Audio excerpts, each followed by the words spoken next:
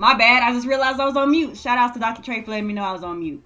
So I just wanted to kind of preface this video with saying that you guys already kind of know where I stand in regards to like DC and stuff like that. Like I'm like a big I'm a big DC fan, man. Like in the last 2 years, I've really just been getting it in with these comics for the last 2 years. So but even outside of that, I've always been a fan of the properties. Like ever since I was a little girl, I used to watch stuff like Batman the Animated Series, Superman the Animated Series. I used to watch the Justice League cartoons, Justice League Unlimited.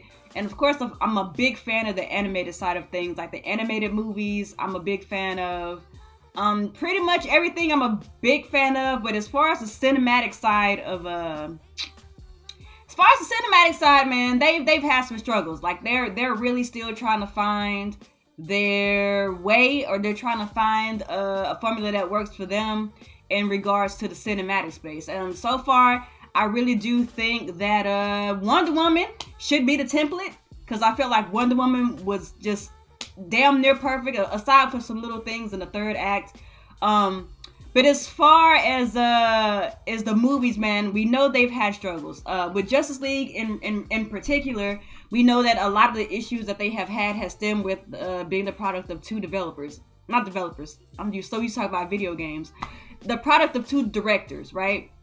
So this movie has pretty much been in post-production hell after Zack Snyder had to take leave because of a tragic incident that happened with his daughter. So, you know what I'm saying? I hope that he is able to find peace and solace and be able to be there for his family, be strong for his family, and give his family the nurturing hand that they need during this hard time. So of course they had to bring in Joss Whedon. So Joss Whedon was the one who came over and took over for reshoots and all that stuff. And yes, they changed composers too. So they went from Junkie XL to freaking, I think David Elfman. Somebody. I don't know if it was exactly him in particular, but they changed composers, they changed directors. So this movie has been in post-production hell. So when we first heard about Justice League and we knew that it was going to be a part of Zack Snyder's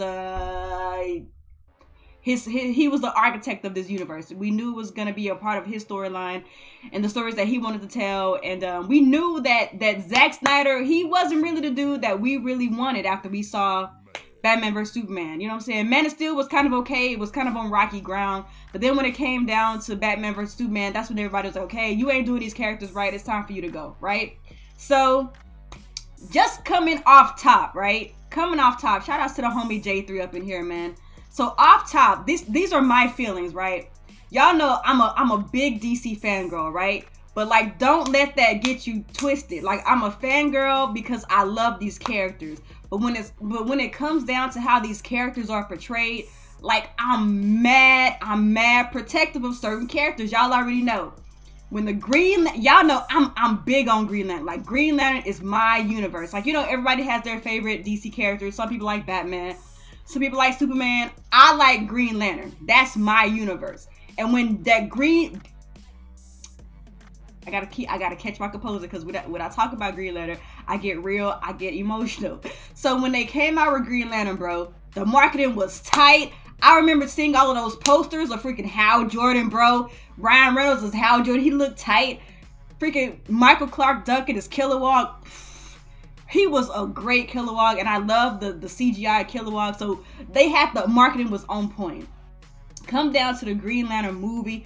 That movie was hot garbage. And I could not talk about that movie without getting emotionally invested for about 2 years, bro. I still don't like talking about Green Lantern because it makes me so mad how they effed up my boys. That's my universe. So, you know, I didn't want to go through that again, man. I didn't want to go through that again.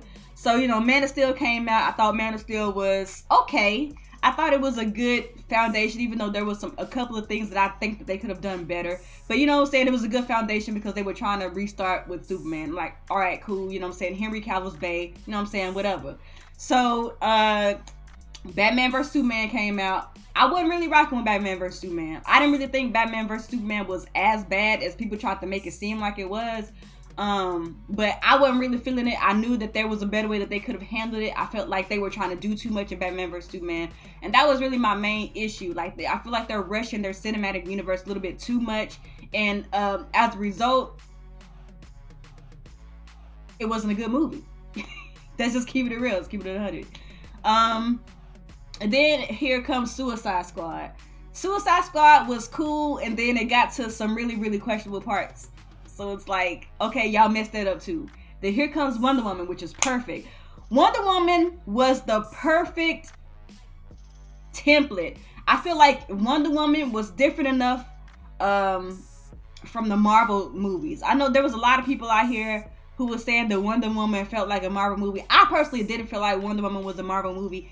I felt like Wonder Woman was the template that the DCEU was trying to go for, where it wasn't like slapstick humor. You know what I'm saying? All of the humor that came out of Wonder Woman was conversational humor. It was humor that made sense. It was stuff that was within the context of what was going on at the time. You know what I'm saying? It made sense. And I felt like that's where DC needs to go. They need to keep the darker tone. I don't have a problem with that. But they need to find a way to make it balanced. They need to find a way to make that storytelling make sense within the context of what's going on and the events of what's going on. So Wonder Woman was A1. And when it came down to Justice League, I already knew for a fact that Justice League was going to be... It was either going to be a dumpster fire. It was either going to be a dumpster fire or it was going to be mediocre. So I already kind of came in with the mindset that Justice League probably wasn't going to be like an A+ movie or even an A- and not even a B movie. I already kind of came in with that perception. And then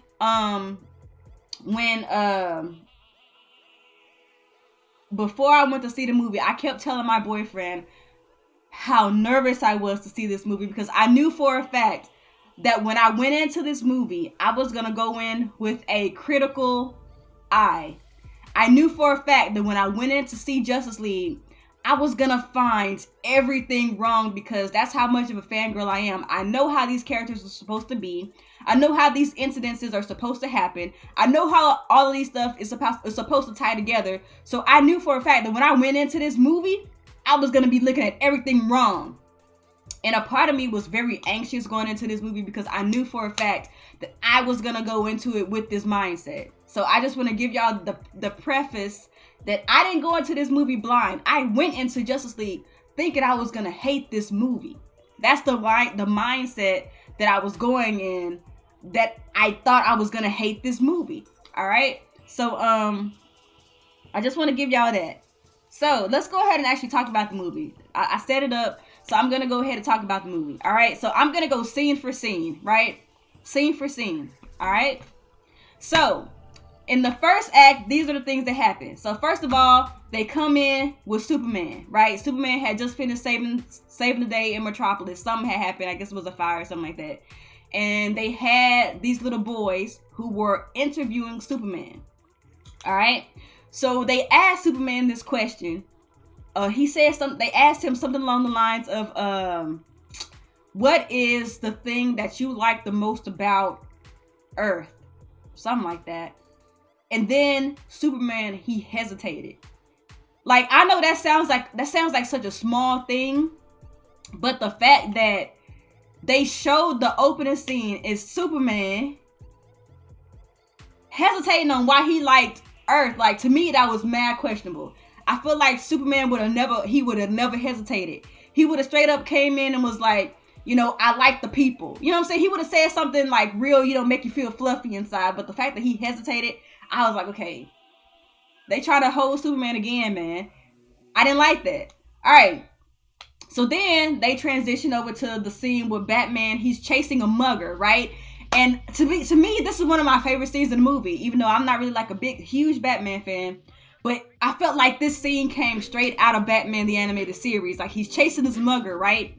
The mugger, he shoots at the water tower because they're fighting, and there's like this water tower on top of the building. He shoots the water tower, and the water spews out of the water tower onto, you know, the mugger. I was like, that is straight from Batman the Animated Series. Like, it felt like it was straight from the cartoon, bro. I was like, bro, this is tight. And then they had the song, the Batman song. I was like, bro, this is tight. And so, you know, the mugger, you know, he subdues the mugger with like this net or something like that. And freaking J3 with these eyes, bro, chill. So they set the movie up to where he uses the mugger as basically bait to bait out the parademon, because he knows that the parademon is around. So when he hangs the freaking mugger over the building, and he was like, what do you need from me, blah blah blah. He says fear, blah blah blah blah. And so of course, you know, the parademon comes out of nowhere. You know what I'm saying? He subdues the parademon. He puts the parademon on the building. I was like, bro, that is Batman. Like, that was a straight up Batman the animated series. Shout outs to Terrence Dexter for blessing the stream. I definitely appreciate all of you guys in the chat. I know you guys are talking to me, but y'all know how it is, man. When I got thoughts in my head, I can't really talk a whole lot. You know what I'm saying? And talk to y'all and try to do what I'm doing, because I get off track. I do have notes though. I have notes. But I feel like that was straight out of like a comic book, like ripped right out of the freaking comic book. That was tight. That was so Batman. Okay, so then we go over to the museum scene. Okay, we go over to the museum scene, and it's the part with the terrorists or the heist people or whatever they were, and we see, you know, Wonder Woman. She's standing on top of that statue, and you know what I'm saying, they had her theme play a little bit. I really feel like her theme should have been a little bit more impactful. To me, it was a little bit too quiet. A little bit too, you know, whatever. But it was tight. It was just tight seeing her. And one of the things that I liked about this movie, when she was capturing the people who were trying to harm the hostages to try to, you know, do whatever they were trying to do with the bomb and all that stuff. I like the fact that they show that she doesn't fly, but she leaps really high. I don't know why I like that, but I really, really like that, because there are some variations of Wonder Woman for the most part where Wonder Woman does not fly, but she leaps. You know what I'm saying? And she can kind of like traverse that way. She doesn't fly. I don't know. I thought that was dope. That's just me though. So you know, she subdues the freaking terrorists. And then, you know, she does this thing when he's trying to fire on the hostages, and she's sliding across the floor, and she's got her bracelets, and she's bouncing the bullets off. That was tight. I loved that scene. Bro, that was tight. That was tight. And the way that she came in, it was so heroic, like her stance. And Gal Gadot is killing it as Wonder Woman, y'all. Like, I was so questionable about her because, you know, she's like mad skinny and junk. And, you know, she was like a supermodel or something like that. And she had a couple of acting scenes, but I never thought that I would buy her as Wonder Woman. But I buy her. But I'm a bypass that. I'll talk about that when I talk about the characters. All right. So then they transition to the scene with Batman. Batman goes to go and find Aquaman. So there's this one shot when they show a bird's eye view of the fishing town where Aquaman visits a lot. To me, that felt like it was straight out of the comics, man. Like, I feel like I've seen that before. But anyway, so they go in, you know, they make he makes the statement, I'm looking for this man, blah, blah, blah, blah. And then that's when Bruce was like, you know, I heard you could talk to fish, whatever. I don't know. Like, I felt like that was going to be a cringy scene just from watching the trailer. It was still cringy in the movie. It was kind of like, whatever, right? Another thing that happened within that time frame is whenever they're walking outside. Now, this is one of the moments that I was like, okay, this is trash. This is trash. I didn't take notes during the movie. I just thinking about it after the fact. So, there was this one scene when they were outside and Aquaman goes back into the ocean, and the CGI in that scene was so unnecessary. Like, it's the one where he had his shirt off, y'all, and of course I'm gonna note that he had his shirt off, and he was waist deep in the water. That whole scene looked so fake. It was like unnecessarily fake. It's like y'all couldn't shoot this scene somewhere where there was like real water. And then like when he splashes into the water, that splash is so unrealistic. It's little stuff like that. It's like, okay, that was terrible. That green screen was terrible. That whole shot was terrible. That was bad, bro. That was bad. And like the mountain, you know, like there's like the snowy mountains behind them. That's obviously green screen. Like that takes you out of the immersion of the movie. Little stuff like that, bad. All right. So then we go to, you know, Batman and Alfred, Bruce and Alfred. So they're talking about getting a team together, and then they mention Wonder Woman, Diana, and then of course they're making references to the fact that Batman or Bruce likes Diana, which is, it was okay. I'll talk about that. I don't want to go too deep into that. And so, you know, they go into this whole spiel where Alfred's like, I don't recognize this world. And then Batman's like, well, I don't have to recognize this world. I just have to save it. That was kind of cringy, but whatever. It was whatever. And then they move over to the scene with Barry and his dad. So y'all know that in the more recent storyline of The Flash, Barry's daddy is in jail for supposedly killing the mom, which is not true. He's an innocent man. And so, you know, there's always this back and forth with Barry trying to get his daddy out of jail or thinking about ways to get his daddy out of jail to prove his innocence. So that was kind of I think that was kind of a dope scene. It kind of really showed where Barry's heart was. You know what I'm saying? I feel like I'll talk about that in the character section. I don't want to move too fast. All right, so then we go to Silas Stone and Victor. And this is my favorite. One of, like, hands down. Man, okay, let me pause and catch my breath real quick.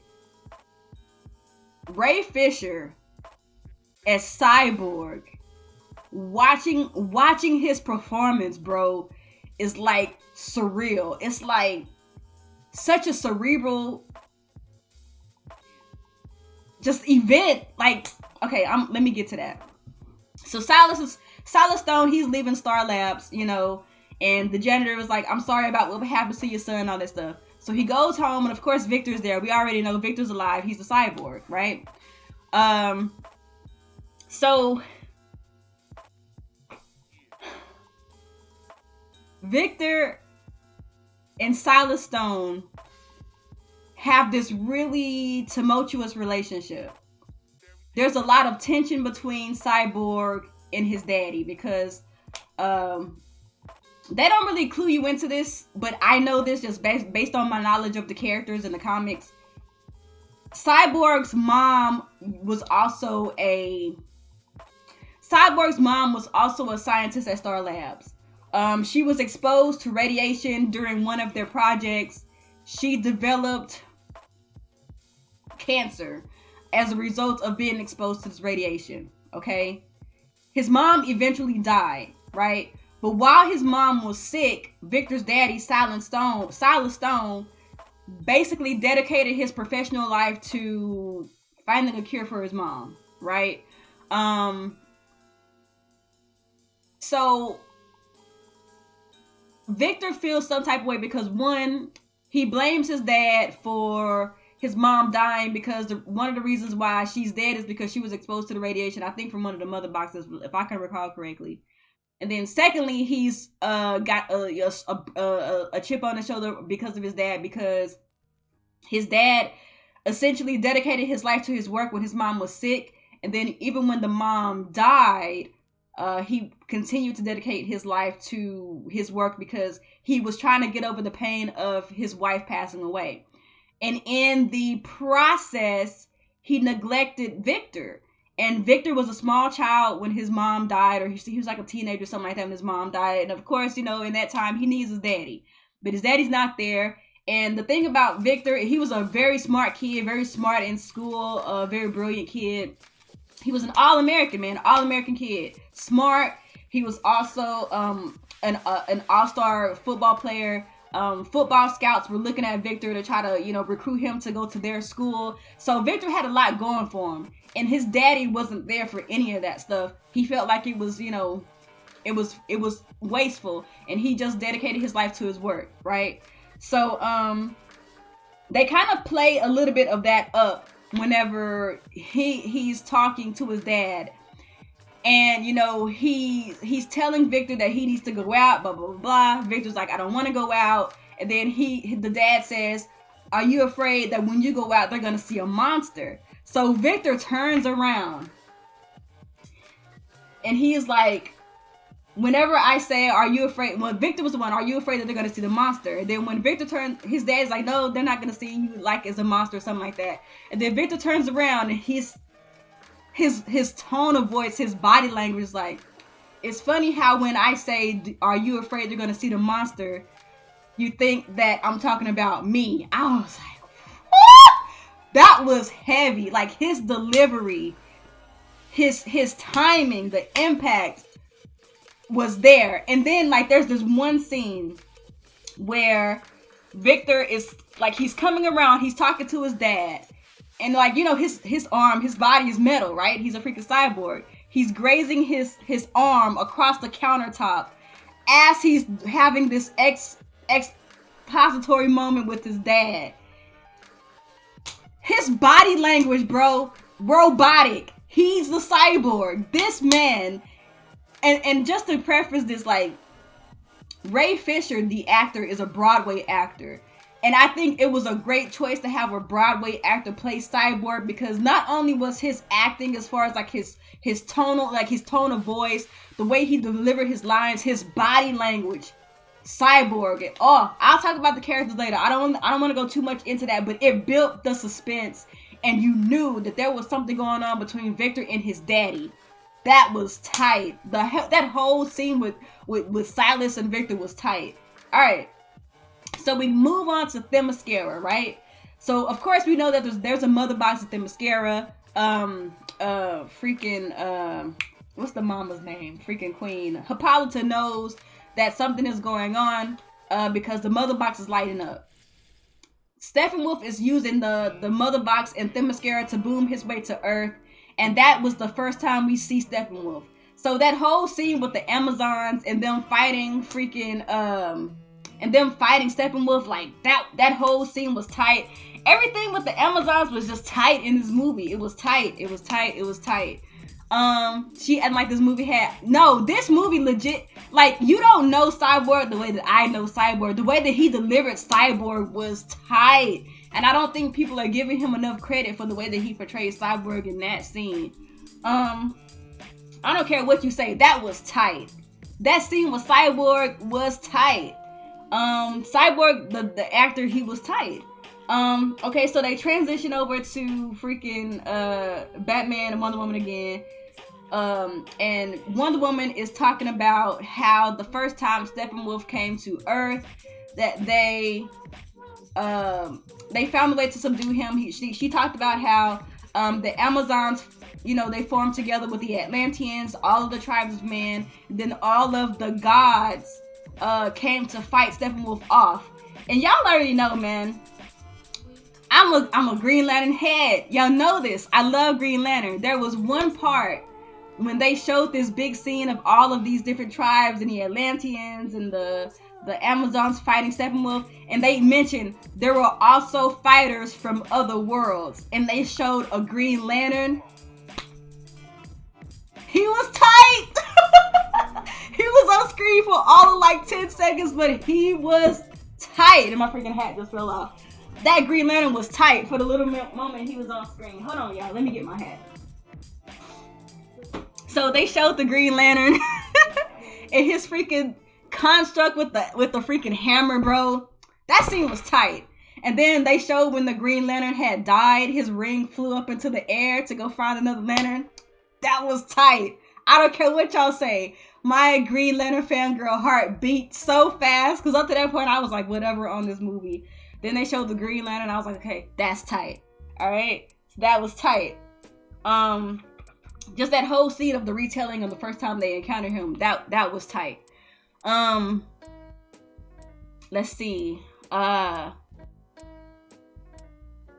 There was that one scene from the trailer. I think it was from like the second trailer. Yeah, Zeus was there too. It was one moment from the second trailer where they showed Batman. I'm sorry. Bruce went to go find Barry.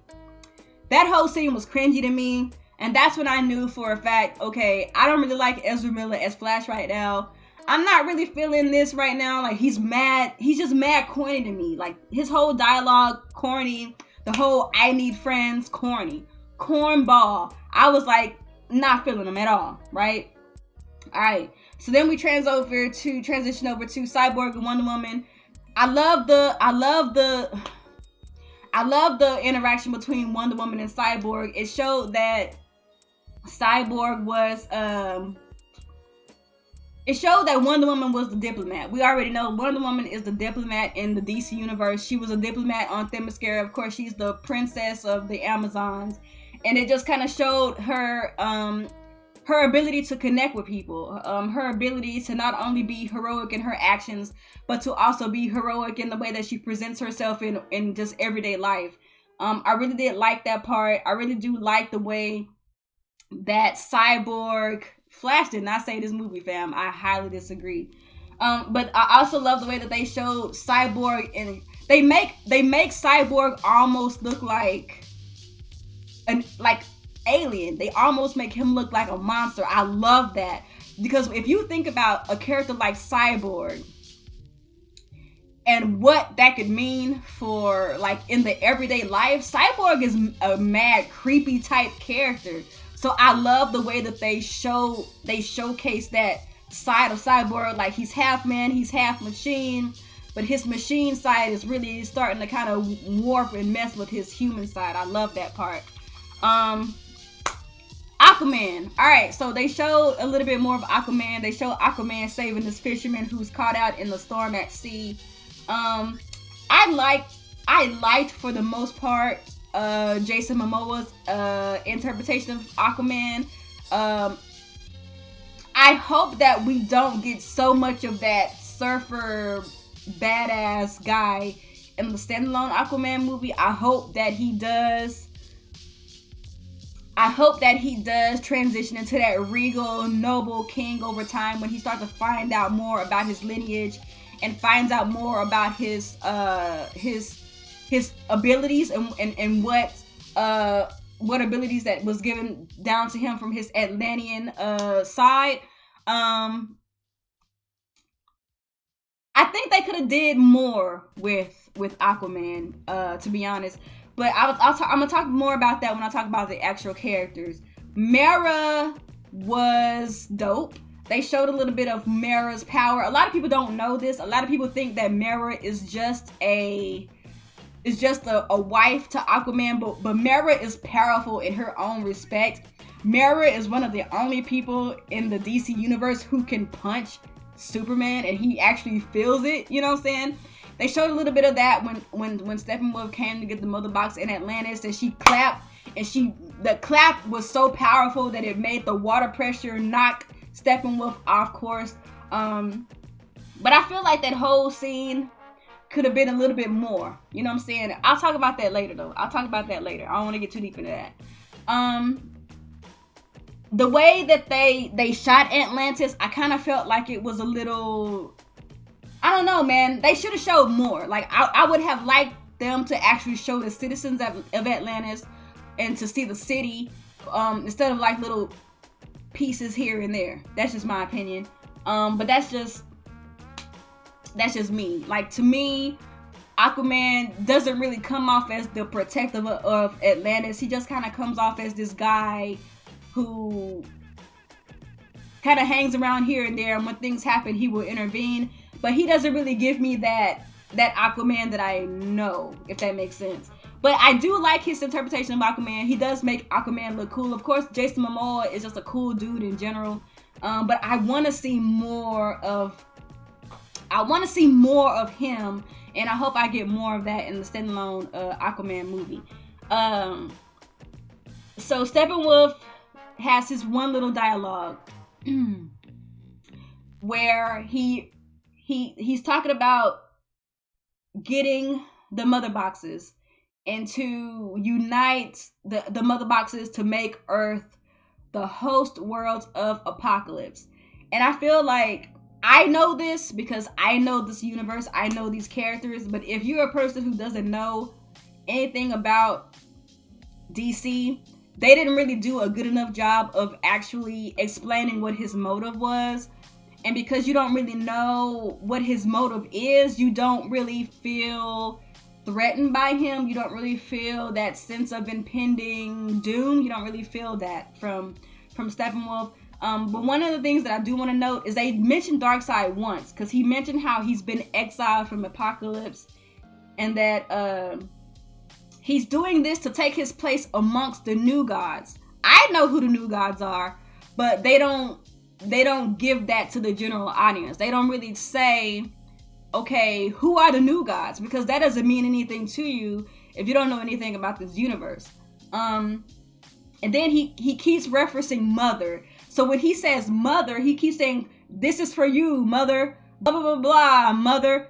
Who is he talking about? Is he saying mother in regards to Apocalypse, the planet? We don't know if he's talking about Apocalypse, the planet. Is he referring to Apocalypse as mother? Or is he talking about Granny Goodness? We don't know this. A part of me feels like where they're going with this is they're referencing Granny Goodness. I kind of feel like they're probably going to retcon Granny Goodness in the DC universe as the mom of Darkseid and Steppenwolf, maybe. Because, you know, Steppenwolf is Darkseid's uncle, but he doesn't really seem like in this universe that he's the uncle. He seems like he's like a brother or like a cousin or something. Like, I don't know. I'm not really getting that vibe, but they didn't really say a whole lot. So I'm just making my own deduction based off of what I saw.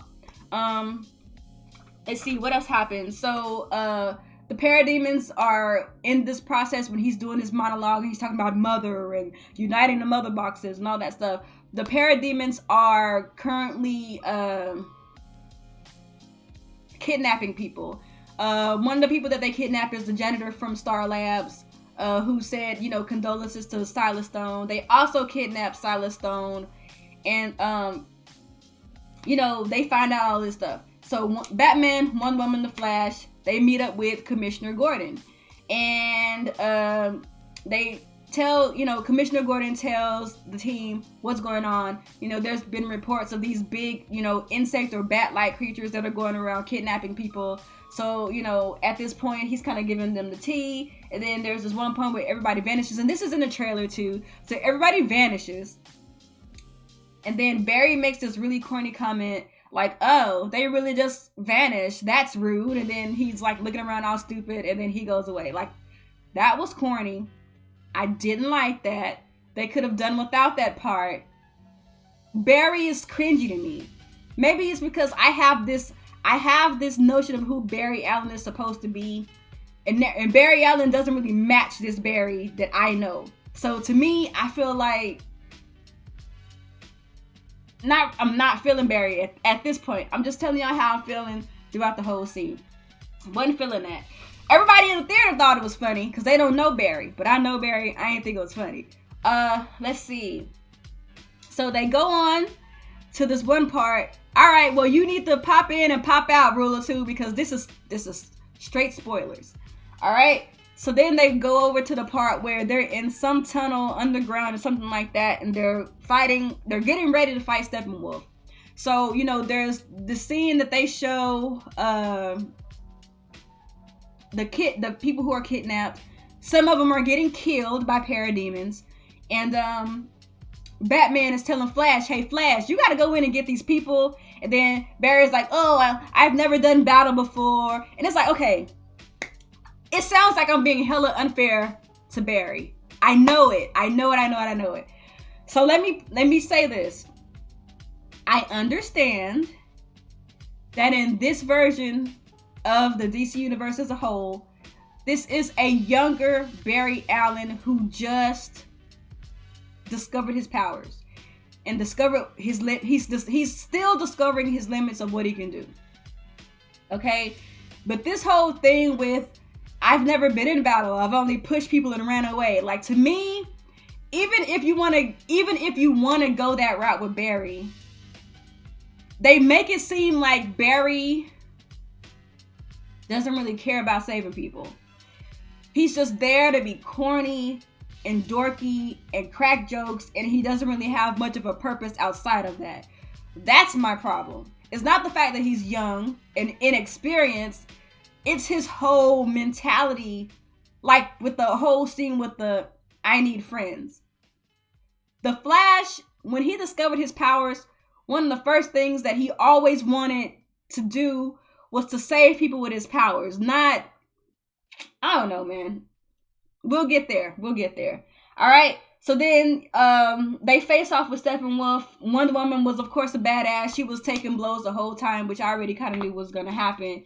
And the part that vindicated the Flash a little bit for me, oh my God, Ford, I'm getting to that. Oh my God. We'll talk about that. Freak.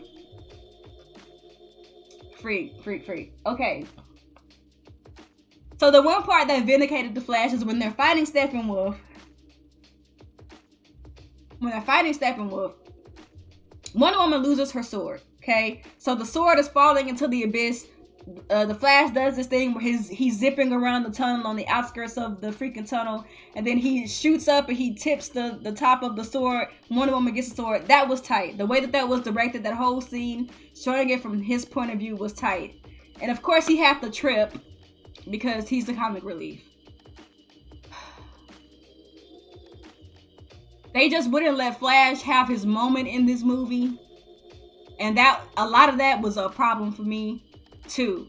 I felt like it was highly unnecessary, but we're gonna move on. So they also had this one scene where they were getting bodied, and Batman he tells Alfred to call one of his machines. They call it the Nightcrawler. He climb up stuff or whatever, and Batman, he's fighting with that. And then there's this one scene with freaking Cyborg. What's up, High Reality? He takes over freaking Nightcrawler. That was dope. And he damages Steppenwolf, and then they bounce, right? They have what they want. I think they have what they want at that point, because they have the mother box from Atlantis, and they're just kind of trying to get rid of the League to get them out of the way while they're interrogating the freaking Star Labs employees and stuff like that. And so he's like, y'all are a waste of time, blah blah blah blah. So they bounce, and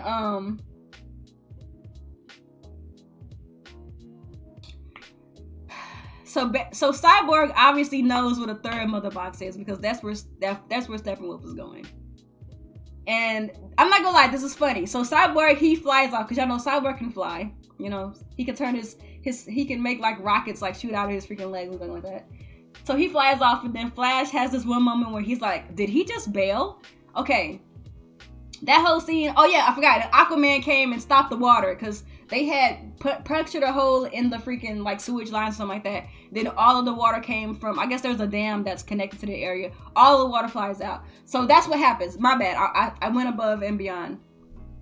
Aquaman comes, he takes his trident, and he uses the pressure from the power of the trident to push the water away so that everybody can get away. I feel like that was another missed opportunity to show Aquaman do some stuff in the water that actually showcases his power. A lot of us know, or should know anyway, that a lot of Aquaman's abilities are really showcased when he's in the water because of his Atlantean DNA. So the fact that we didn't see Aquaman slow them down so they can get away, but then also get another scene of Aquaman, swimming through the water really fast and, fighting Steppenwolf in the water. That would have been a good opportunity to showcase that Aquaman is a strong dude on land. He is, but he's even stronger and he's even more lethal in the water. And they didn't show that. I feel like that was whack. That was another moment that Aquaman could have shined, and he didn't. Okay, so now we're going to move on to another scene where there's this family in Russia. They kind of pan back to this family in Russia. I guess to kind of give you that, element that there are civilians in the crossfire. So I just want to say that just so y'all know what's going on. So then they're in the Batcave trying to figure out what they're going to do next. Of course, Barry Allen, he's a nerd. He's freaking out because he's in the Batcave. And he's doing this thing where he's like zipping all around the Batcave. And he's like, it's a cave. And then he's zipping around again. And then it pans back to Barry. And he's like, a bat cave. I'm not gonna lie, that was kind of funny. That was kind of funny. Not even gonna start. That was kind of funny. Just the way that Barry was acting, like the shifty eyes, like he was like a little kid, like, you know what I'm saying, exploring some stuff that he ain't never seen before. It was tight. That was one of the moments where I really started to kind of warm up to Barry. Okay, so that's when I kind of started to accept that Ezra Miller's The Flash might not be the Flash that I wanted or the Flash that I expected it, but he made the character his own, and I have to I guess I got to get over that. If he has better writing, he might be able to actually shine a little bit more. And a lot of the things that kind of hindered him in the beginning for this movie, for me, was some of the cringy dialogue and the cringy writing. Okay? So, you know, they're in the back cave, they're talking, and then freaking Bruce makes a dig at Wonder Woman about Steve Trevor because he's trying to make her come over to his side about bringing Superman to life. Wonder Woman doesn't think it's a good idea because he could potentially come back and not be himself. And you know, he uses that dig about Steve Trevor to kind of appeal to her. And that's Batman. Batman is an asshole. If he gotta use methods like that to hurt people's feelings so he can look like the bad guy to get stuff done, that's what he's gonna do. So it is what it is. So then they transition over to an area with Alfred and Bruce talking. Bruce tells him that he wants to bring back Superman. He said, "We need Superman." And Alfred was like, "You say you need Superman, but it's not about power. You guys can still do without the power." And then Batman goes to his scene and he's like, "It's not about the power, it's about..." And then he kind of pauses for a little bit. And then he says, "Clark is more human than me. Clark can appeal to these people better than me. He can build the team better than I can." I felt like that scene was...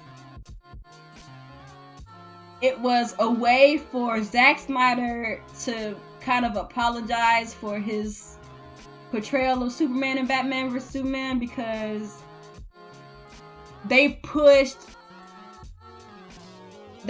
Superman so far in the background in BVS instead of allowing him to be this beacon of hope. And in this movie, they try to make you pretend that you didn't see Batman vs. Superman, that you didn't see Man of Steel, and they're trying to make you feel like Superman has always been this character of hope and this character of inspiration. It's like, you pretend like we didn't just see BVS a couple of years ago, you know what I'm saying? It's kind of like they kind of shoehorned that in to make it seem like Clark has always been that person when he hasn't always been that person.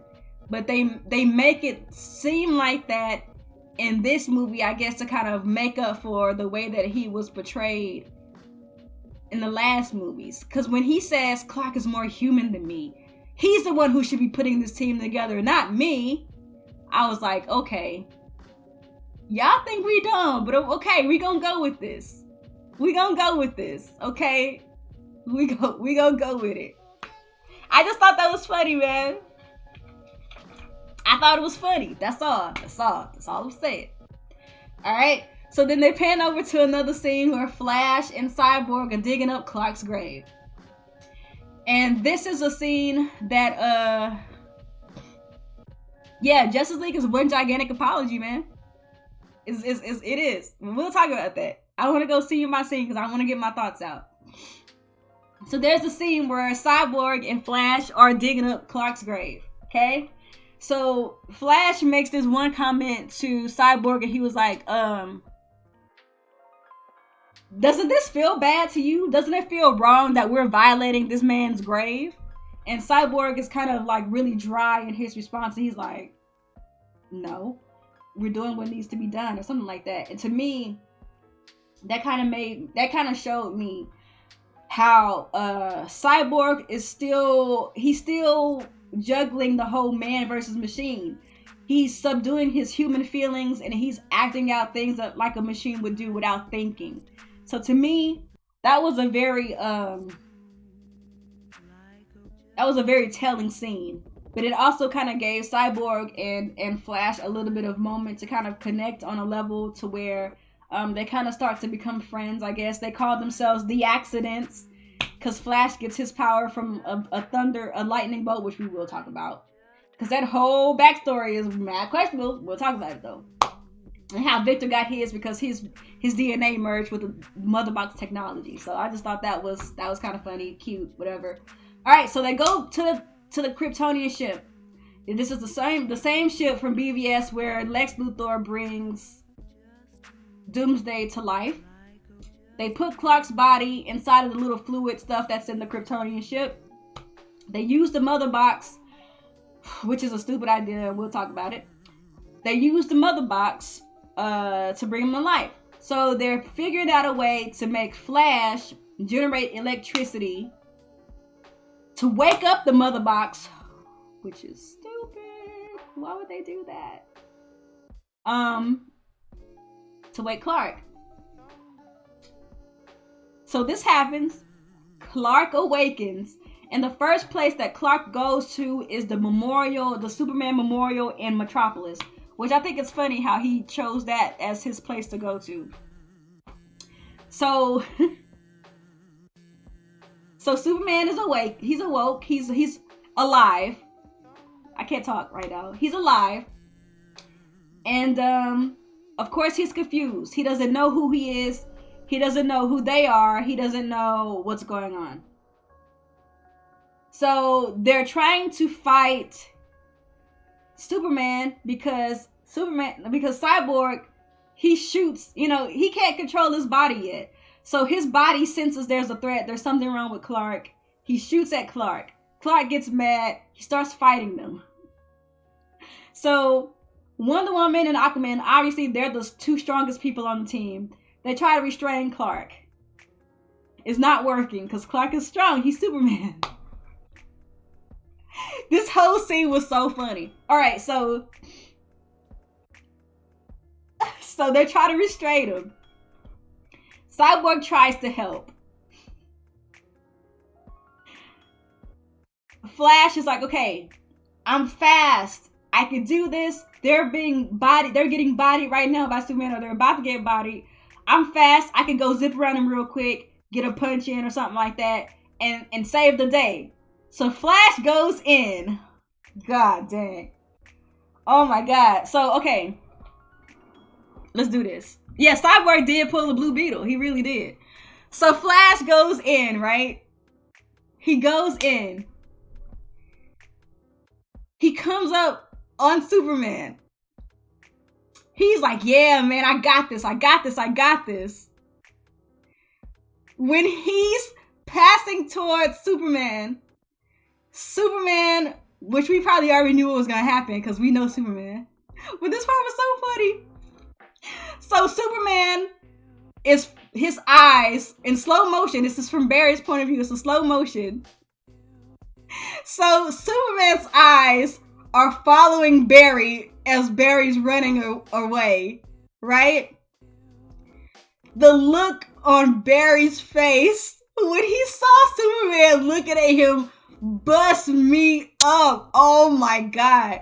Like, my boyfriend was drinking a soda during the movie and he was literally choking on his own spit during the scene. It was so funny. So of course, Superman, he's tracing his eyes at Barry. Barry and Superman lock eyes. The look on Barry's face, God, comedy. Like, this is when I knew, okay, I like Ezra as Barry. He's making it his own. The facial expressions on his face, bro. Oh my God. All right, so they lock eyes. So, Superman pushes Wonder Woman, Cyborg, and Aquaman off of him. He swipes at Barry. Barry's dodging his hits and stuff like that. Comedy gold. Oh my God. I felt like I was watching a scene from Injustice 2 at some points, man. It was funny. Oh my God. It was funny. Yeah, that's the moment when I knew, okay, Ezra Miller is Barry. You might not be the Barry that I know, but you making this character your own, and I'm cool with it. That's the moment that I was like, okay, I'm warming up to Barry. All right, bro, that was so funny, bro. Oh my god, that was funny. All right, so all of this is going on. Batman pulls up, right? Y'all know Batman and Superman don't like each other because of the last movie, okay? So he sees Batman. He pulls Batman up by his jaw. Like, he's about to put a hurting on this man, right? So,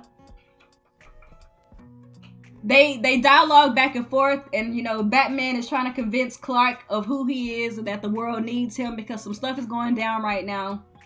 And so, you know, Clark ain't having it. All he sees is this guy who tried to kill him when he was alive. He's not having it. So, you know, Clark goes into this whole spiel, and he was like, you won't let me live. Yes, exactly. You won't let me live. You won't let me die. So he's mad, right? And then, you know, Batman's like, the world needs you. The world needs Clark. And then Clark goes. And I feel like at this point, this movie really tried to vindicate Superman fans because they hold Superman so much in BVS. So he goes, but the world doesn't need you. I was like, oh my god, he's about to kill this man. Oh my god. So luckily Alfred pulls up and he's got Lois Lane with him. Okay, so Lois Lane is obviously the one who calms Superman down, and then they fly off and they go home, which I'm guessing is Kansas, to his mama's house. And that whole scene was tight. If you are a Superman fan, this scene probably made you feel so vindicated, man. Because there's no way that Batman should have got the up and up on him in BVS, but it did happen. And man, he got him back. And this funny part, and it really, I think this might have been a Joss Whedon thing, because I don't feel like Zack Snyder would have did this. But he sees Lois Lane. He's got Batman by the jaw. He sees Lois Lane. He flings Batman like a rag doll across the freaking way.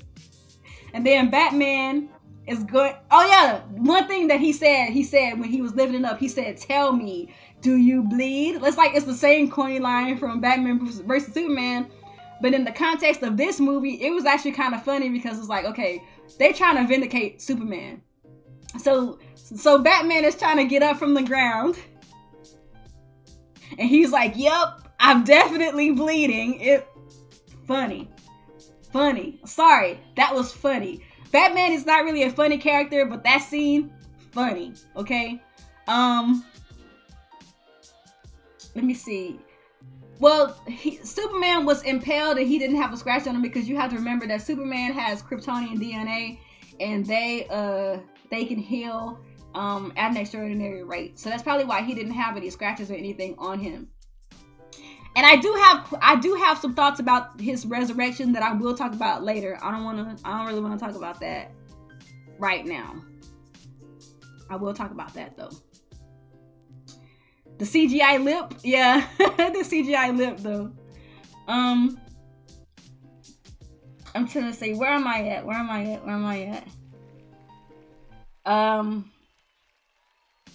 Hold on, let me go through my notes.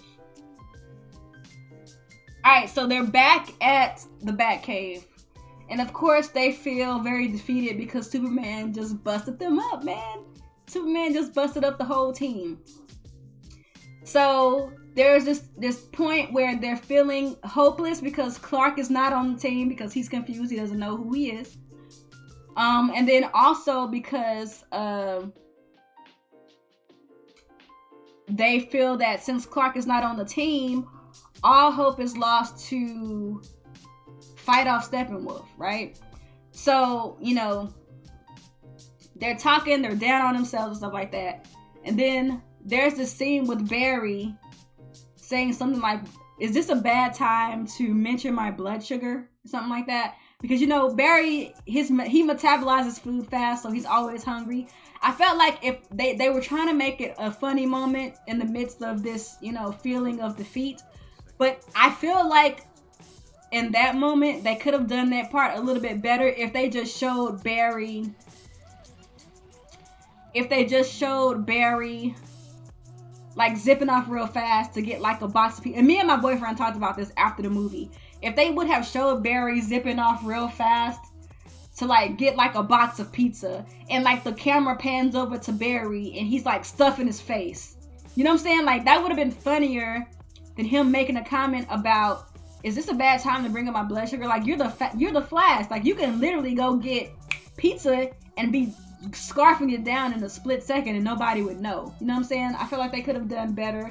That's one of those moments where I felt like the dialogue and the writing was hit or miss. So let's see. Let's go ahead and move on to the part when Wonder Woman sees that Bruce is really hurt. So, you know, she goes in to pop his arm back in place. There's been this very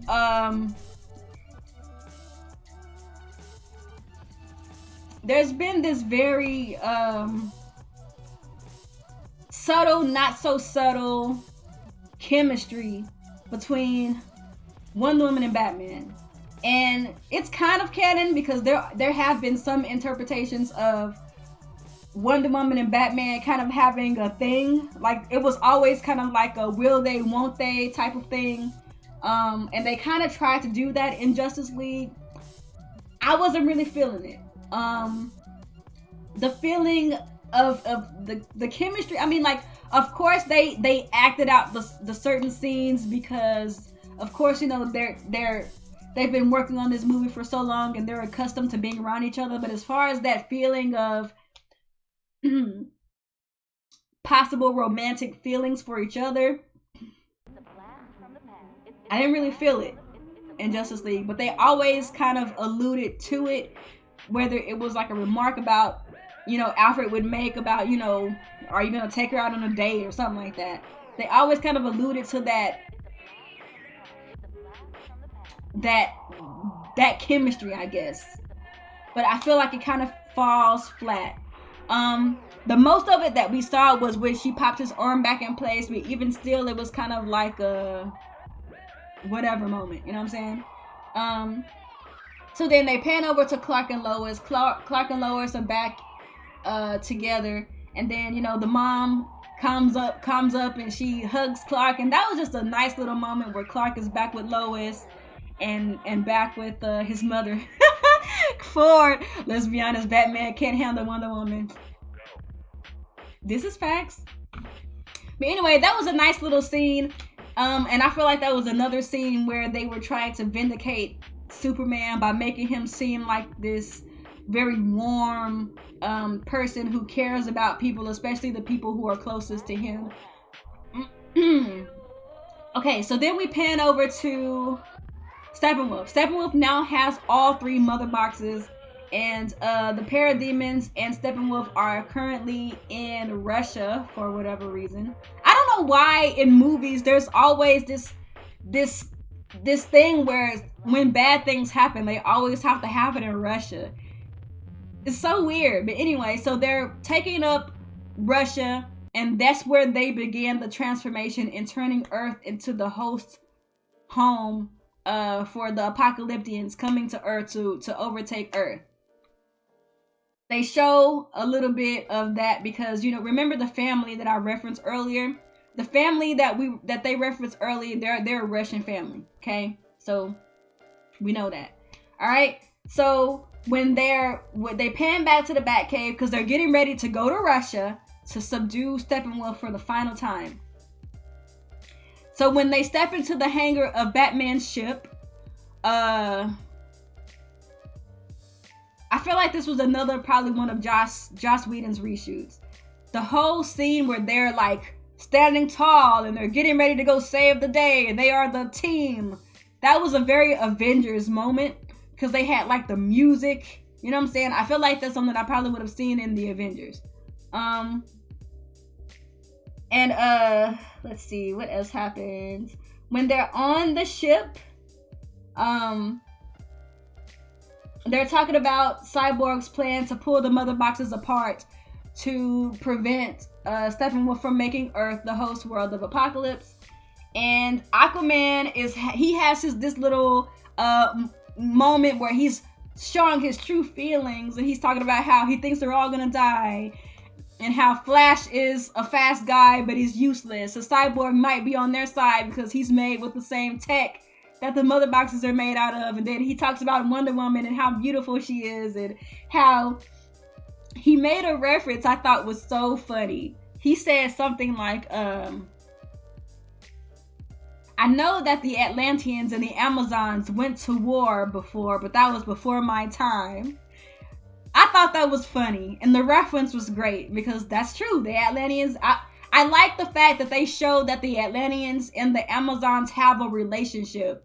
And that's something that I really wanted them to show in Wonder Woman, because we know that Aquaman is getting his own standalone movie next year. So it would have been dope for them to reference the Atlanteans and Wonder Woman, because they do have a very close relationship. The Atlanteans and Themyscira interact with each other often, in the comics and in the animated series and all the animated movies and all that stuff.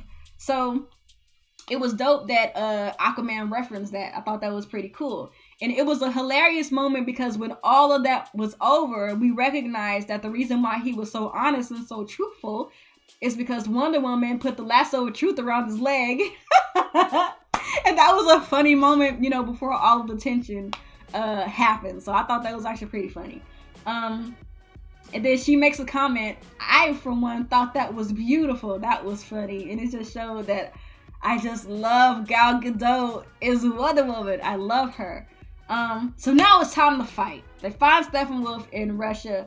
Batman has this contingency plan where he's gonna go out into the action first, and he's gonna use this frequency signal that he put on his suit to draw the parademons out so that there's a big horde of them so that they can take them all at once. So Batman gets in there with the Batmobile. He's fighting them off. He's shooting missiles and all this stuff at them. And it becomes overwhelming. So by this point, the parademons are all hovering over his Batmobile.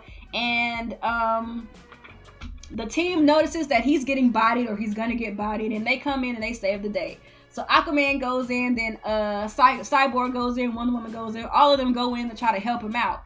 And so Batman is all confused, like, I told you guys that I was going to go in first and yada, yada, yada. This was not the plan. And of course, Alfred hears him over the overcom, and he's like, well, this is not the plan, but this is a team or something like that. And it kind of goes to show that Batman really don't rock with the Justice League, man. He's a one-man show all day. He doesn't really like them, to be honest. Like, from the comics to the freaking animated movies, Batman is really just in the mix because he likes to help and save people. But when it comes down to the actual League, he doesn't like the League, man. He don't like them dudes. Like, he doesn't like them. The only one he likes is Wonder Woman because, she's a woman and she's pretty. But he don't really like being a part of a team. Like, that's just... And that, they kind of show that a little bit. Give or take. But I'm not going to go into that. So, they finally find Steppenwolf. And then, of course, Wonder Woman, she can take Steppenwolf. To be honest, if Wonder Woman had more screen time, she could take Steppenwolf by herself. Her and Aquaman, because Aquaman is strong, Wonder Woman is strong. They could take Steppenwolf down by themselves if they really wanted to, but they didn't. So they showed this one scene where the Flash is also fighting parademons in the midst of it all, and he gets parademon blood on his suit, and it's like this green gloop. It looks so fake. It's like even the freaking gloop, the blood looks fake. Like, y'all could have done better with this, but we'll talk about that. So they pan over to Alfred, telling them that there are civilians in the mix of all of this craziness, and that they need to go and save them because they're not gonna make it out of all of that commotion. So, Flash goes to look for the civilians. He doesn't know where East is and all this stuff, so he's looking for them. And they also show this one scene where Batman has a death wish. That's true. So they also showed that, you know, Steppenwolf finds a way to get away from Aquaman and Wonder Woman. They show Cyborg interacting with the mother boxes to pull them apart. Steppenwolf feels like it's a priority to get to the mother boxes rather than waste time with Aquaman and Wonder Woman. He grabs Cyborg. He literally splits Cyborg in half. Well, he takes his leg off. He holds him over his head. He rips Cyborg's leg off. You know what I'm saying? Cyborg is trying to fight him off. He rips his leg off anyway. Okay? And he goes over to Cyborg and he says, Cyborg, well, he doesn't say Cyborg, but he says, do you see it? Because you're a Cyborg, he can interact with the mother boxes. He knows what the plan is. He knows what's going on in the thoughts and the minds of the people in the apocalypse who are probably looking to see what's going on Earth. And he's like, you're too weak to see the truth. And then, of course, it pans over to Superman, who comes in and swoops in to save the day. And Superman goes, well, I believe in truth, but I also believe in justice. And that was so beautifully corny. Like, don't get me wrong, like, there's good corny and there's bad corny. Bad corny is how the Flash was in the beginning of the movie. Good corny is when Superman swoops in from nowhere and talks about truth and justice. That's good corny. I loved it. I loved every bit of Superman. Okay, so Steppenwolf goes to punch Superman. Of course, Superman, he crosses his arms. He dodges the punch with a smile. I loved Superman in this scene. I loved it. I loved it. I loved it. It was so deliciously beautiful. Superman. I loved it. I loved that scene. Classic Superman. So Superman goes to, he punches Steppenwolf, you know what I'm saying? And he hears civilians, you know, he can hear everything. So he hears the civilians. He goes to help the Flash save the civilians. So he meets up with Barry, and of course Barry's running. Superman is flying side by side Barry, and he's like, I'll take the left, you take the right. So Barry goes to save that Russian family that they referenced some scenes ago. And they're in a truck trying to get away. So Barry runs with the truck to get the truck as far away from the commotion as possible. As he's doing this, he sees Superman flying overhead with a whole building full of people. And at that point, Ezra Miller's facial expressions, like, he felt like he was doing something, helping that one family. And then here comes Superman carrying this big building overhead. He kind of had this feeling like, dang, like, I thought I was doing something. I thought that was funny, man. Moments like that is like, okay, it made me warm up to Barry. I love that. I loved it. I loved it. I loved it. All right. So Superman, you know, he saves the people, then he goes back into the fight. Superman is fighting Steppenwolf, and he shoots his eye lasers, his x-ray beams, or whatever you call it. He shoots him into the ground, and then all of a sudden they pan over to Cyborg. Now this is bad editing. All of this stuff was great, action, great. But this right here, bad editing. They pan back over to Cyborg, right? And all of a sudden, Cyborg is back whole. His leg is reattached. His arm no longer has that axe imprint that Steppenwolf put into him when he was trying to get him away from the mother boxes. I know Cyborg has the ability to reform his limbs. He has the ability to restructure his body when it has been detached, or when he has been injured, or if something has been shut down on his body. He knows how to reconfigure all of that. We know that. But for the general audience, how do you explain that? How in one scene do you pull Cyborg apart, and then in the next scene, he's completely whole? And he's back to trying to pull away the mother boxes. How do you explain that? You can't. That was bad editing. Absolutely bad editing. It was so bad. It's like, if I caught it as a general viewer, how didn't the people who edited this movie catch that? Bad editing.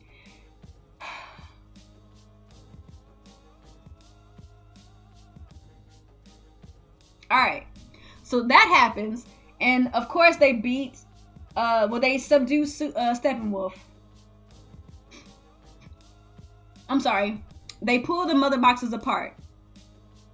Of course, the mother boxes being pulled apart causes some kind of blast that blasts Superman and Cyborg, away. And so Superman and Cyborg are kind of making these funny little comments about how their bodies hurt. Cyborg makes this comment about, my toes hurt. I don't understand the physics of how my toes hurt, because he doesn't have a body, he's a machine. So that was funny, right? Then Wonder Woman's like, children, I work with children. That was a funny little moment, a teen moment. I liked it. All right, Steppenwolf is mad because they pulled the mother boxes away. So, he goes into this whole thing, this is a waste of my time, blah, blah, blah. Superman uses his ice breath, which is the first time we've ever seen this from him. I didn't even know he knew he could do this. So Superman uses his ice breath to freeze Steppenwolf's axe. Wonder Woman uses her sword. She breaks the axe. Steppenwolf has no weapon. Obviously, at this point, he's worried because they beat him. They bested him. So Batman was like, do you smell that? And then Aquaman goes, I smell fear. So obviously the parademons, they use the fear levels of a civilization to determine who they're gonna conquer. Okay? So they use Steppenwolf's own fear against him. And the parademons attack Steppenwolf, and a boom tube comes down and takes Steppenwolf back to Apocalypse. We don't know who created this boom tube. It's not Steppenwolf who did it, because Steppenwolf is currently being attacked, or maybe he did. Was it Darkseid that boomed him back up? Is it Granny Goodness that boomed him back up? Who boomed him back up? I don't know. But somebody boomed him back up. And that's another thing they don't explain. They don't explain boom tubes.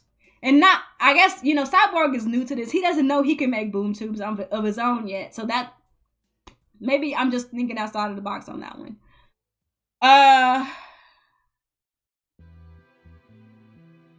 Somebody boomed him up. I don't know who it was. After this is over, Cyborg gives a very subtle booyah. Oh, I loved it. I don't care what nobody say. I loved it. I loved when Cyborg said booyah. And everybody was like, I know, shout out to my homie J3. I don't know if he's still here or not. If he comes back and watches this, maybe he'll be able to comment. He didn't want Cyborg to say booyah at any point because he's like, that's some childish Teen Titan stuff. But to be honest, Cyborg does say booyah in his standalone comics. As an adult, when he's more fleshed out as a character, he does say booyah. I wanted him to say booyah, and he did. And he did it in the best way possible. He didn't say it on no corny booyah. Like, you know what I'm saying? He said it like very subtly in his Cyborg serious voice. Booyah. I loved it. Loved it. Sorry. I loved it. I loved it. Loved it. I loved it. Alright, so they show a scene with Bruce and Clark. For those of you guys who don't know, Martha Kent got her house foreclosed when Clark died, and Bruce helped Clark's mom get her house back. And so, Clark is like, how did you get the house back from the bank? And then Bruce was like, I bought the bank. I thought that was pretty funny. They showed the scene, and this is all the scenes of what happened after like the happy ending stuff, right? They showed Barry and his dad, Henry Allen, and then Barry shows his daddy that he got accepted as a CSI agent at the local police department. And then Henry Allen says something like, "Look at you go." I just love that. That moment was so beautiful to me. And then they show Bruce and Alfred back at that. You remember that old torn down building that they were at? I think it was, Batman vs. Superman. It was one of the buildings where it was really run down, very old. I guess that's where Bruce's dad did business, something like that. I don't know, but it was like I forgot. I don't remember the name of the building. Anyway, so Alfred and Bruce are talking about how I could see a round table with 6 chairs. I'm like, okay, Hall of Justice? Huh? Hall of Justice? I like that. I like that. And then they showed a scene with Cyborg. He's talking to his daddy, and he's showing his daddy all of the things he can do now. So he shows his dad, and he's transforming his armor. He's transforming his outer appearance, and the chest piece of his suit turns into the Cyborg C with the light in the middle. And so that was pretty cool. The C on his chest, that was pretty dope. They show that Cyborg is learning his abilities and what he can do. Okay, so this part busts me up right now. This part right here busts me up. So they showed this one scene where Barry is running through Central City. How can I even say this? Like Ford said earlier today, the Flash has no form. He has no form. And this especially bothers me because when I was in high school, I used to run track.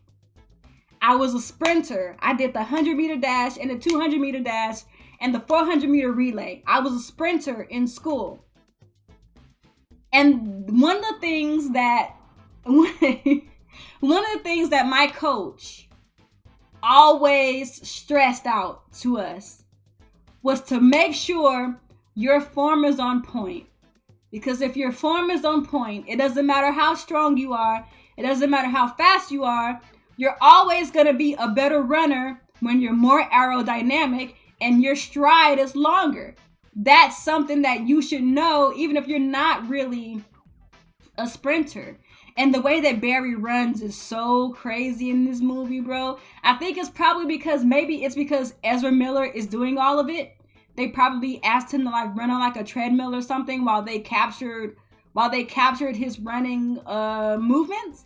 But somebody really should have helped him on his form, man. The way he runs is so awkward. Like his arms are like all out of his leg. Like it's so weird and awkward. Like it's so weird and awkward. Like one of the things that my coach always said is when you're running, I know y'all can't see me because I'm sitting down, but when you're running, your arms need to be here. Your arms and your arms and your chest need to be parallel. Your knees need to be high, right? And you need to keep your arms as close to your body as possible because it makes you more aerodynamic, right? So like his run drove me crazy, guys. I hope that whenever the Flash has his standalone movie, this wasn't meant to be comic relief. This was straight up, Ezra Miller is such a dorky guy, and I'm a dork too, but I ran track, so I know. He don't know how to run. So whenever they do Flash's standalone movie, they gotta work on his form, bro. Unacceptable. Unacceptable, bro. Unacceptable. And of course, the very last scene is Clark opening up his shirt. He shows the Superman symbol. He's getting ready to go save the day. And you know, while all of this stuff is happening, Lois Lane is doing this whole bit for the paper about hope and heroes and all this kind of stuff. All right, so that was pretty much scene by scene the whole movie. I'm gonna come back and I'm gonna talk to you guys about the end cut scenes. There was 2 of them, and then we're also gonna talk about the characters themselves, and then I'm gonna give you guys my score. So I'm gonna take a short break because I need some water. I've been talking about 1.5 hours. I need water. Give me a second. I'll be right back.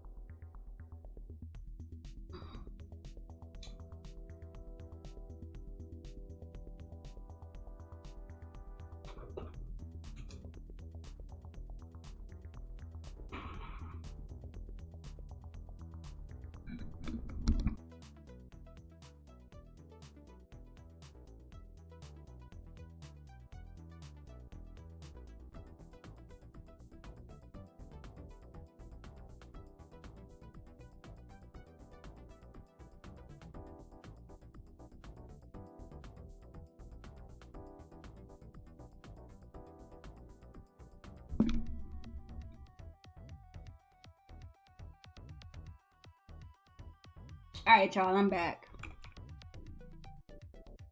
Alright, so in this part of my video, I want to talk to you guys about both of the end credit scenes. And,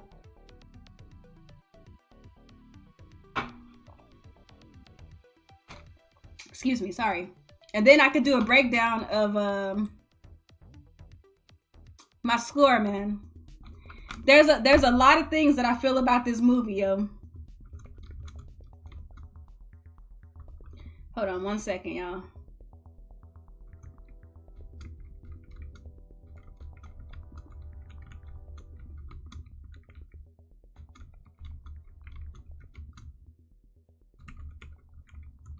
What are y'all saying in the chat right now? Any comments that y'all want me to address while we talking about this right now? While I'm recuperating for the second part?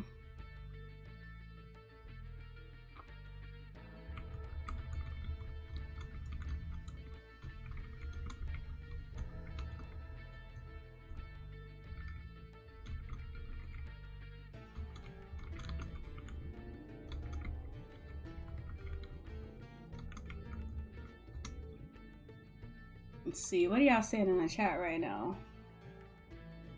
I love the Booyah too. Cyborg is still depressed.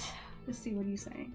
Cyborg is still depressed a little from the surgery, but had a little elation after the victory, so the Booyah made sense. Exactly. And that's why I was okay with the way that they did the Booyah. I mean, I wanted them to do it anyway. But just the way that they did it, man. It's like he deserves to have a triumphant moment because of all of the hardships that he has had being turned into the cyborg, you know what I'm saying? Also, shout outs to KTall3792. Yes, blessing the stream right now. This $10, man. Shout outs to you. All right. So KTall says, "Sup, video game her. First time catching you live. I felt that Superman hesitated in the first scene because Superman liked everything about Earth so much he couldn't decide on one thing that he liked the most." You know what? That's actually a very good point. And you might be right, man, but when I first saw the hesitation, man, the first thing that I thought about was that he didn't know why he liked Earth. And I was really hoping that they wouldn't go that route because they have already kind of turned this person, or they have already kind of turned Superman up to this point into this person who's just kind of like there. He doesn't know why he feels a certain way about anything, you know? And I was really hoping that that's not where they were going to be going with that scene. So to see that he actually came through in a major way in the movie, like that legit made me happy, you know? That legit made me happy. So, all right, so let's go ahead and talk about these end scene things, man. Let's see, what is Road Creek saying? This movie has so many great character moments. It's a mess overall, but it's good and so satisfying. And to be honest, that's really how I felt about it too. That's how I felt too. Like it was a technical mess. The plot line had so many holes and so many things that were unanswered. But it has so many good moments too. So many moments that made me feel good inside. Let's see. Terrence said, "My question next, Grace." All right, I got you. He said, "Do you think the Flash reference from BVS was talking about this movie?" Oh, that's a great question.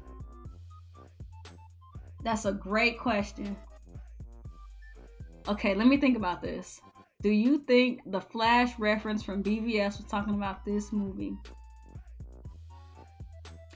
Here's what I think, Terrence. I think that what we got in this movie wasn't what we were supposed to get. I think that they were gonna go a whole other way with the way that they brought Superman to life, which I will talk about in the character section. And I do think they were going to go a whole other way with what was going to happen when Clark came back. I think it was supposed to be a lot more brutal and a lot darker. I think they were going to go straight up Injustice 2. That's what I really think.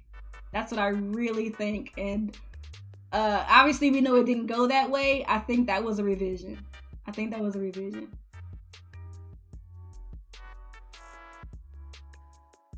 All right. So let's go ahead and get into these end credit scenes, man. Let's go ahead and get into this end credit stuff, man. So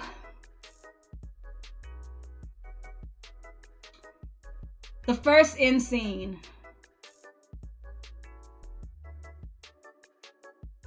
was great. It was a very small scene, a couple of seconds, but it was great because it showed that even though they messed up in building the universe, that things were gonna start looking brighter in the future. What it showed was Superman and Flash had challenged each other to a race. And it was literally ripped out from a comic book. It was literally ripped out from something that you've seen in the animated movies before. Like, it was bright, it was colorful, it was lighthearted. It was everything that you would expect to see from Superman and Flash's individual characters. And it was a very fan service moment if you like these characters. It was great. It was great. I loved it. But I actually liked the second end scene more. So, beautiful, okay? Beautiful scene. I loved it. So they showed the back of somebody's head. It looked like it was straight out of like Metal Gear.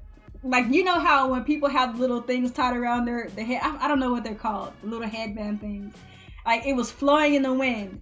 We see two swords behind this man's back. Obviously, we think it's gonna be Deathstroke. That's the obvious, right? Obvious.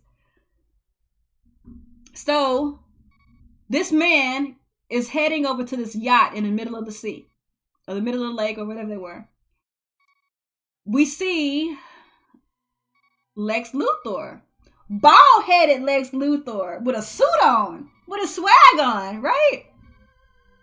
I'm still not sold on Jesse Eisenberg as Lex Luthor, but I feel like they're gonna transform his character into something else. Because they saw, what's good, Stormy? Because they saw people really wasn't feeling with him in Batman vs Superman. So they're talking. Okay, well, Lex is doing all the talking, and freaking, anyway. So Lex is like, so I heard that they're starting a league. How about we start a league of our own? Which obviously he's talking about the Legion of Doom. Obviously, okay.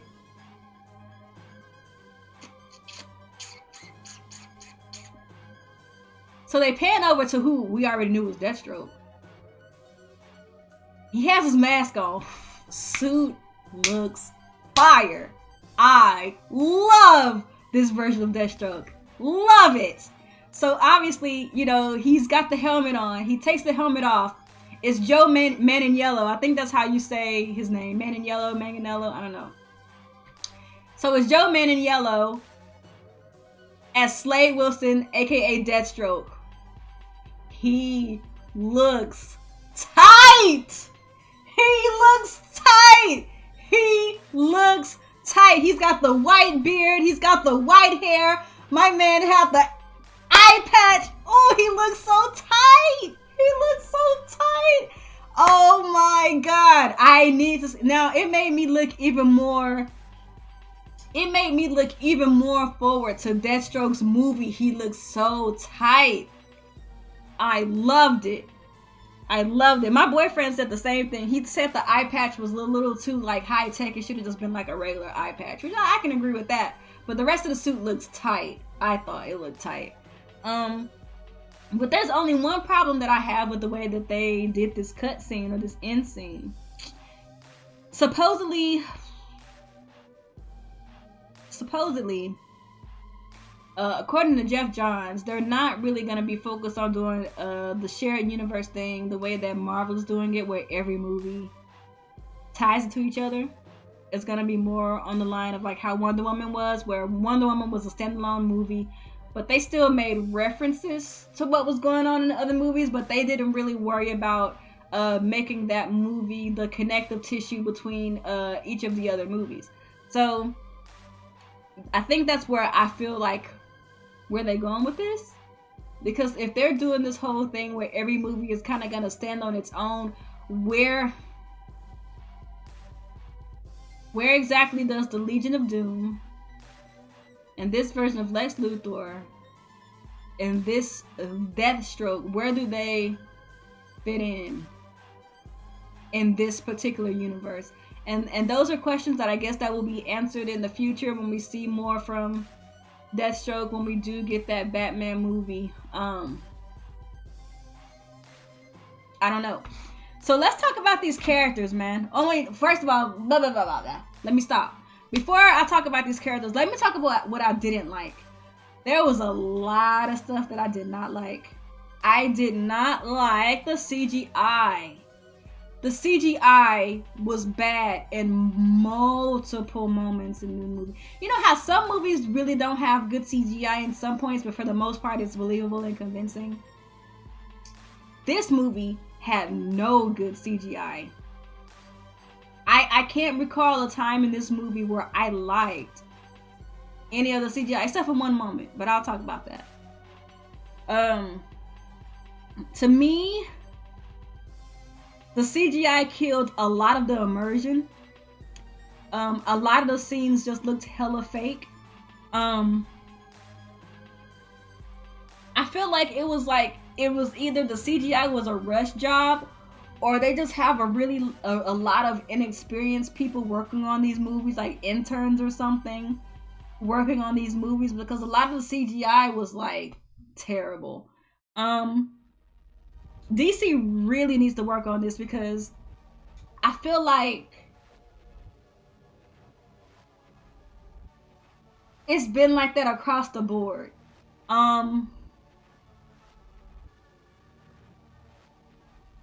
Across the board, the CGI is just bad in these movies. I don't know why. I don't know if it's because they just don't prioritize the DC movies, but whew, terrible, terrible, terrible CGI. And I even the promo for this movie was sketchy. Like, a lot of the promo art was bad. Like, there was only one promo thing that I liked from Justice League, and that was the poster that looked like it was inspired by Alex Ross. That was the only thing. But all of the art around this movie, the CGI, all this stuff just looks so bad to me. I don't understand how it's possible for a comic book company who specializes in art to allow their movies to have such bad art. Like, what? I don't get it. CGI, as far as Steppenwolf, like the characters, CGI, like I'm talking over myself. Steppenwolf CGI, there was a lot of times with Steppenwolf where, like, you know, like the difference between like a dude in a suit and a CGI character. Like, when there's a dude in a suit, you can feel the presence of a live person on screen. You can feel the weight of their movements. You can see the depth in their shadows. You can see that they're present. They're a person who's actually there. As far as Steppenwolf's design is concerned, I don't have a problem with his design, but I do have a problem in the depth of his, like I said, like the depth of his shadow work on his face, and the shadow work of him in relation to the rest of the world and what's going on around him, and his movements was just really fake. You never really felt like he was there. He never felt like a presence, and a lot of the reason why I never felt like he was a convincing villain was because he didn't feel like he was really there. You know what I'm saying? Like, he didn't feel like a threat.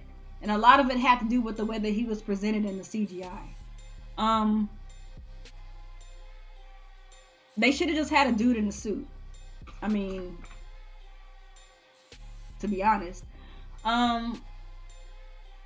They don't care about the product. That's true. And they've shown that they really don't care about the product. Like, Warner Brothers is such a big studio, and they treat DC properties like chopped liver. And it's sad. It's sad. I don't know, that Unite the Seven thing was always kind of sketchy to me, because I didn't know if they meant the 7 heroes or the 7 seas, because it was always like an Aquaman thing. I don't know. I know a lot of you guys in the chat are saying that you didn't like Cyborg CGI. I actually like Cyborg CGI. I thought it was sketchy in some parts, like at the end of the movie when Cyborg is showing his daddy that he could transform his appearance. That part looks sketchy. But overall, I feel like most of the budget for the CGI went to Cyborg. That's what I felt. Like I was telling you guys, like the part when Cyborg was talking to his daddy when they were at the house, and Cyborg's arm was like grazing against the countertop. It felt like it had weight. It felt like an actual thing that was there doing that. And I thought they did great with the CGI. The sound was great in that part. And I feel like he had some of the best CGI. Sometimes it was iffy, like I said. Sometimes. Like the part with the end scene, that was iffy. But for the most part, I believed him as Cyborg. And the headpiece, sometimes the headpiece was kind of hit or miss with the CGI. They should have just gave him an actual headpiece to wear. Or at least give him like a basis where, like he had on like a base frame. And then they added the enhancements with CGI. I think that would have been better than just having him walk around in like pajamas and like the motion cap stuff. Like, but for the most part, I think he had the best CGI in my opinion. The music was. This is one of the instances where you can tell that this movie went into post-production hell. You could tell that a lot of the music that was there was actually not supposed to be there. You could tell that they had a different score in mind, and that this score was kind of like a rush job just put in place to kind of appeal more to the nostalgic side of the fan base.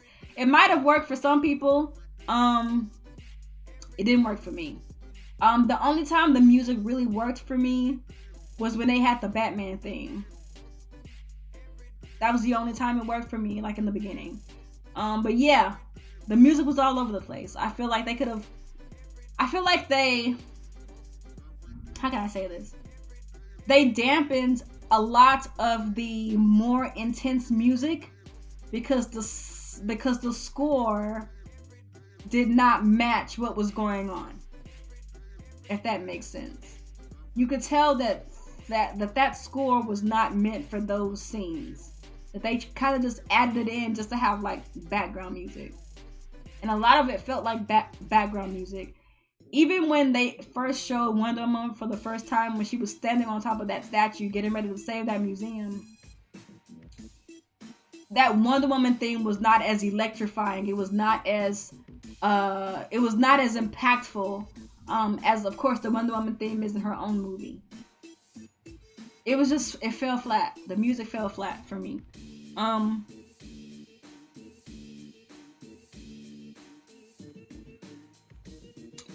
So let's talk about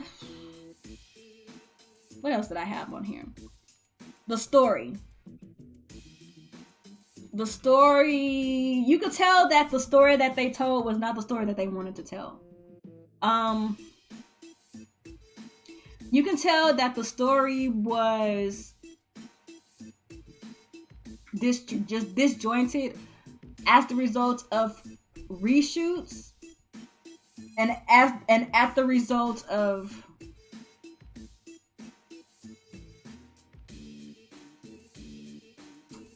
cuts. You could tell that there was supposed to actually be more. There was supposed to be more to Steppenwolf. Because like I told you guys, like he always referred to mother. Mother. Is he talking about Mother Apocalypse, the planet? Is he talking about Granny Goodness? He talks about being exiled from Apocalypse. And he talks about if he was to conquer Earth, how he would be reunited with the new gods. He talks about all that stuff. But we never see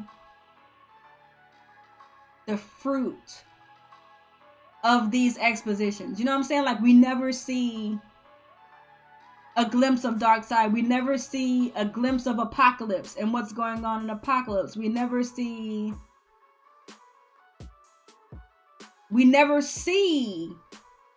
any of these things he's referencing to. It's just references, minor connections to, yes, Rogue Creed, exactly. You can tell that they tried to minimize the connection to Darkseid as much as possible, and when you're watching this movie, you can tell that this is not the story they wanted to tell. Excuse me. You could tell that they cut a lot out. A lot was redone. And the story suffered as a result. And then remember when they were doing the promo for Justice League, and there was this one trailer, and I actually did a video analysis about this trailer. Alfred is talking to someone, and Alfred is saying to this person, he said you would come. That scene never happens in the movie. And I know that there's a lot of instances where things happen in trailers that never come to the movie, but I felt like that part was actually supposed to be a big plot line, because they made such a big deal out of it in that trailer, and it caused so much commotion from that trailer. And if I'm to be honest with you guys, I think that was supposed to be Superman's return. That was supposed to be, instead of what we got, that was supposed to be how Clark was introduced. Because remember, in that very same trailer, there was a scene where Bruce was analyzing Kryptonian DNA via a holographic figure of a Kryptonian, who I assumed was Superman. I felt like at this point, Batman was analyzing Clark's DNA as it was restabilizing inside of his coffin. And that when he eventually dug himself out of his grave, that was when he was gonna go and find Alfred. And Alfred was gonna tell him, he said you would come. Bruce said you would come. That would have been a much better scene to me than the way that they actually brought Superman to life, because they pretend you didn't watch BVS. At the very end of BVS, dirt flies off the ground as if there's some kind of impact happening underground, under Clark's grave. We thought it was Clark punching his way out, or something is going on with his DNA that causes some kind of an impact that is also affecting the dirt coming from the ground. That would have been a much better entry to Clark, to me, than what they did. Like if Clark came back to Alfred, and Alfred said, he said you would come, and then he gets confused, or he gets a lot of noise in his ear or something like that. He hears commotion going on, either downtown or something. And then that's when he's at the memorial, and the League meets him there. And then that whole fight ensues between Superman and the rest of the League. To me, that would have been better than what we got. Because in the movie, in this universe, if the mother boxes are activated, that means that Steppenwolf or anybody from Apocalypse that has the technology to sense what's going on with the mother boxes can just boom their way to that mother box and just wreck everybody. So it didn't make sense to me that they activated the mother box to bring Clark to life. Why would you do that when you know Steppenwolf is looking for this last mother box? That didn't make sense to me. That was a big plot hole, a big plot detail that was lost on me. I don't think it should have happened like that. That's my opinion, though. I disliked Barry's dialogue in like the first half of the movie. The second half of the movie, it got a lot better. The first half of the movie, wasn't feeling him. Wasn't feeling Barry at all. The writing is also questionable aside from Barry. A lot of the things that a lot of the characters say is like, why would he say that? Or why would he word that like that? Like, it just didn't make sense. A lot of the writing was not very clever. It was questionable. A lot of the writing was mad questionable. I got over it because it got better towards the middle to the end, but in the beginning, whoo, questionable writing.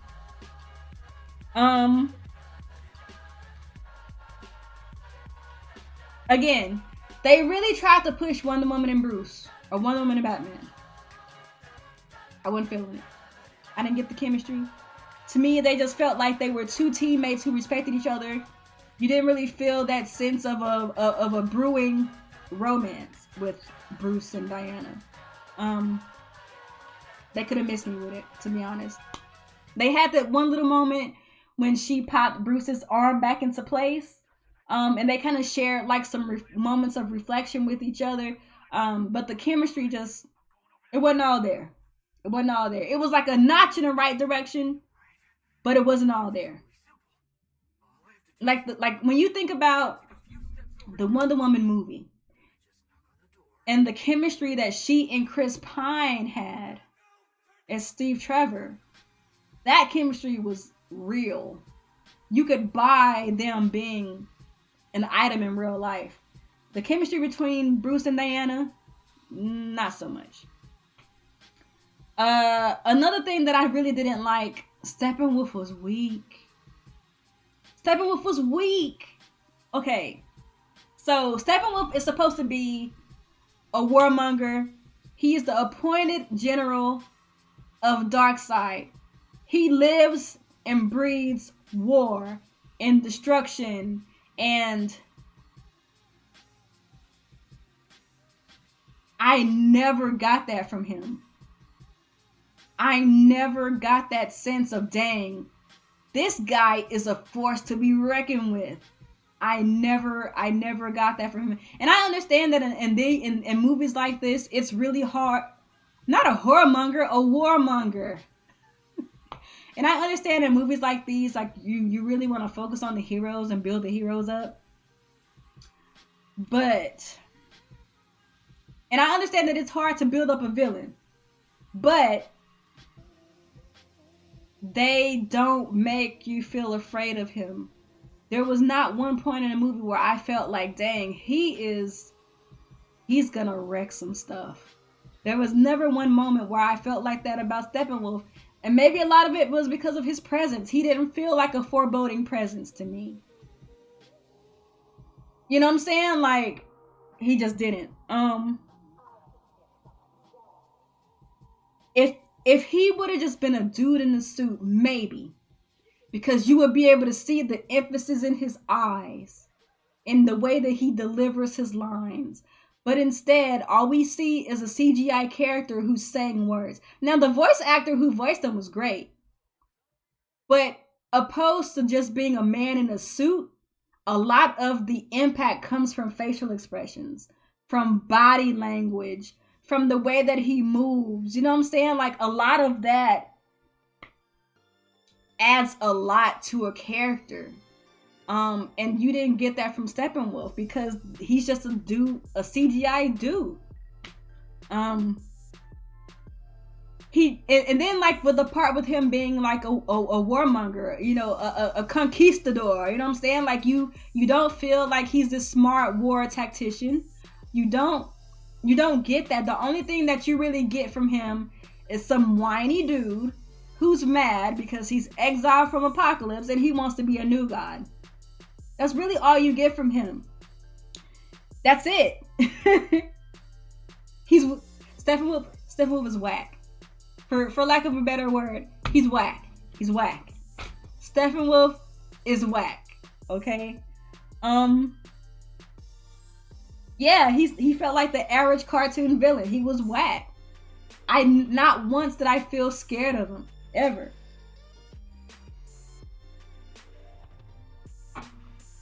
Alright. So now let's talk about what I liked.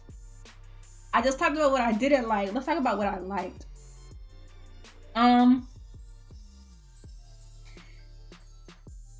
What I liked is what saved the movie. I'll just go ahead and say this. What I liked saved the movie. there was so many things wrong on a technical level and the story that the characters are literally the only thing that redeemed this movie in my eyes. Okay? So I'm gonna go character by character on what I liked. So I'm gonna start with Batman. I liked Batman in this movie. The way that Ben Affleck was as Batman, he killed it. He killed it. He killed it. Now, a lot of the combat was kind of whatever, because like somebody mentioned in the chat earlier, Ben Affleck is getting old. And he even mentions in the movie, you know, he's getting old. So I like that they mentioned that, because you can tell he's getting old. And so a lot of the choreography was kind of hit or miss, but a lot of the other stuff that he did was so Batman. Like, a lot of the stuff that Ben Affleck did as Batman in this movie felt like it was straight out of Batman the Animated Series, man, and I loved it. I loved it. Like, the part in the very beginning of the movie where he uses the common robber's fear to draw out the parademon was so Batman. And the way that he used his gadgets to capture the bad guy, and the way that he used his gadgets throughout the whole movie was so Batman. And the way that he was standing on top of buildings, he looked just so Batman. It was so Batman. I loved it. I loved even, and a lot of people had issues with the fact that Bruce Wayne had a couple of funny moments in this movie, but to be honest, I didn't have a problem with it. A lot of people see Batman as this dark, brooding character who's dark all the time, and he is. He is. That's definitely something, that's definitely one of his traits. But Batman says some funny stuff sometimes too, man. He's not all, like, but here's the kind of humor that Batman uses, though. The way that Batman uses humor is not the same way that, for example, a character like the Flash uses humor. The way that Batman uses humor is more subtle. It's more like a burn. You know what I'm saying? Like, you know, like burn, like that. From back in the day, y'all remember that? That's the way that Batman uses humor, to like, it's very subtle, very condescending. You know what I'm saying? And the way that he used that in this movie was very Batman. The only thing in the movie that I felt like was kind of uncharacteristic of Batman as far as his humor is concerned is more of the when he got hurt real bad by Superman. And he was like, I'm definitely bleeding. Okay, I can see how people would have an issue with that scene. I thought it was funny. But for the most part, the humor that he uses in the movie is practical Batman humor. So I didn't have a problem with that. Now, if he was acting like the Flash, okay, I would have a problem with that. I also like how they showed how Batman really don't like them dudes. Because Batman does not like the Justice League. Like I said, he's only around because he knows that it's a means to help people. And Batman does like to help people. He does believe in helping people. But he don't like them. He don't like them. He don't like them. And even when he admitted to Alfred that Clark is the one who could really pull the team together. He admitted this because he knows he don't rock with people like that. I like that they showed that part of him, because one of the things that I worried about whenever they first showed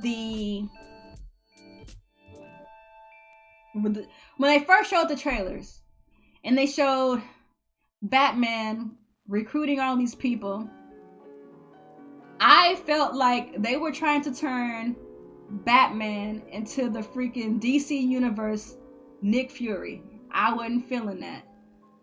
So when they had these little moments where Batman was trying to do solos and like wasn't really, you know what I'm saying, trying to rock with them like that, that was good, because that's Batman. That's who he is as a character. All right, so let's talk about Wonder Woman. Wonder Woman was perfect. I couldn't ask for anything more. Like Wonder Woman is easily my favorite. She's like my favorite like DC person as far as like. Shout outs for Urban Gamer T for blessing the stream. I appreciate you for the follow, man. I appreciate it. Shout outs to you. So she was perfect all around, man. Wonder Woman was perfect. She killed it. She had the best fight scenes in the whole movie. To be honest, she was the only one who got licks on Steppenwolf. She was the only one who really actually got some hand-to-hand on with Steppenwolf. Every time she saw Steppenwolf, she was ready to go. I loved it. I loved it.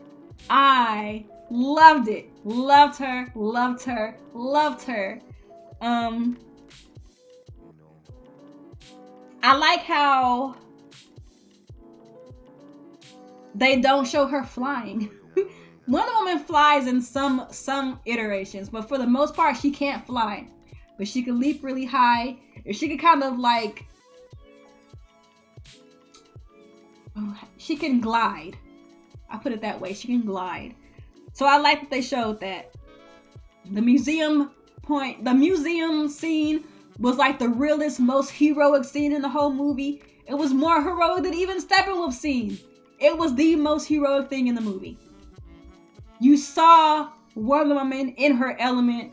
You saw her doing what she stood for. She went in, she wrecked those robbers, those terrorists, and she did her thing. Loved it. The only thing I didn't like about Wonder Woman is I felt like she kind of carried the team. Maybe a lot of that has to do with the fact that Wonder Woman was so successful, the standalone movie, so they felt like maybe they could put her in a little bit more. She carried, like I told y'all earlier today, she could have bodied Steppenwolf by herself if she had that time. If she had the time to just do one-on-one with Steppenwolf, she could have took him by herself. Alright?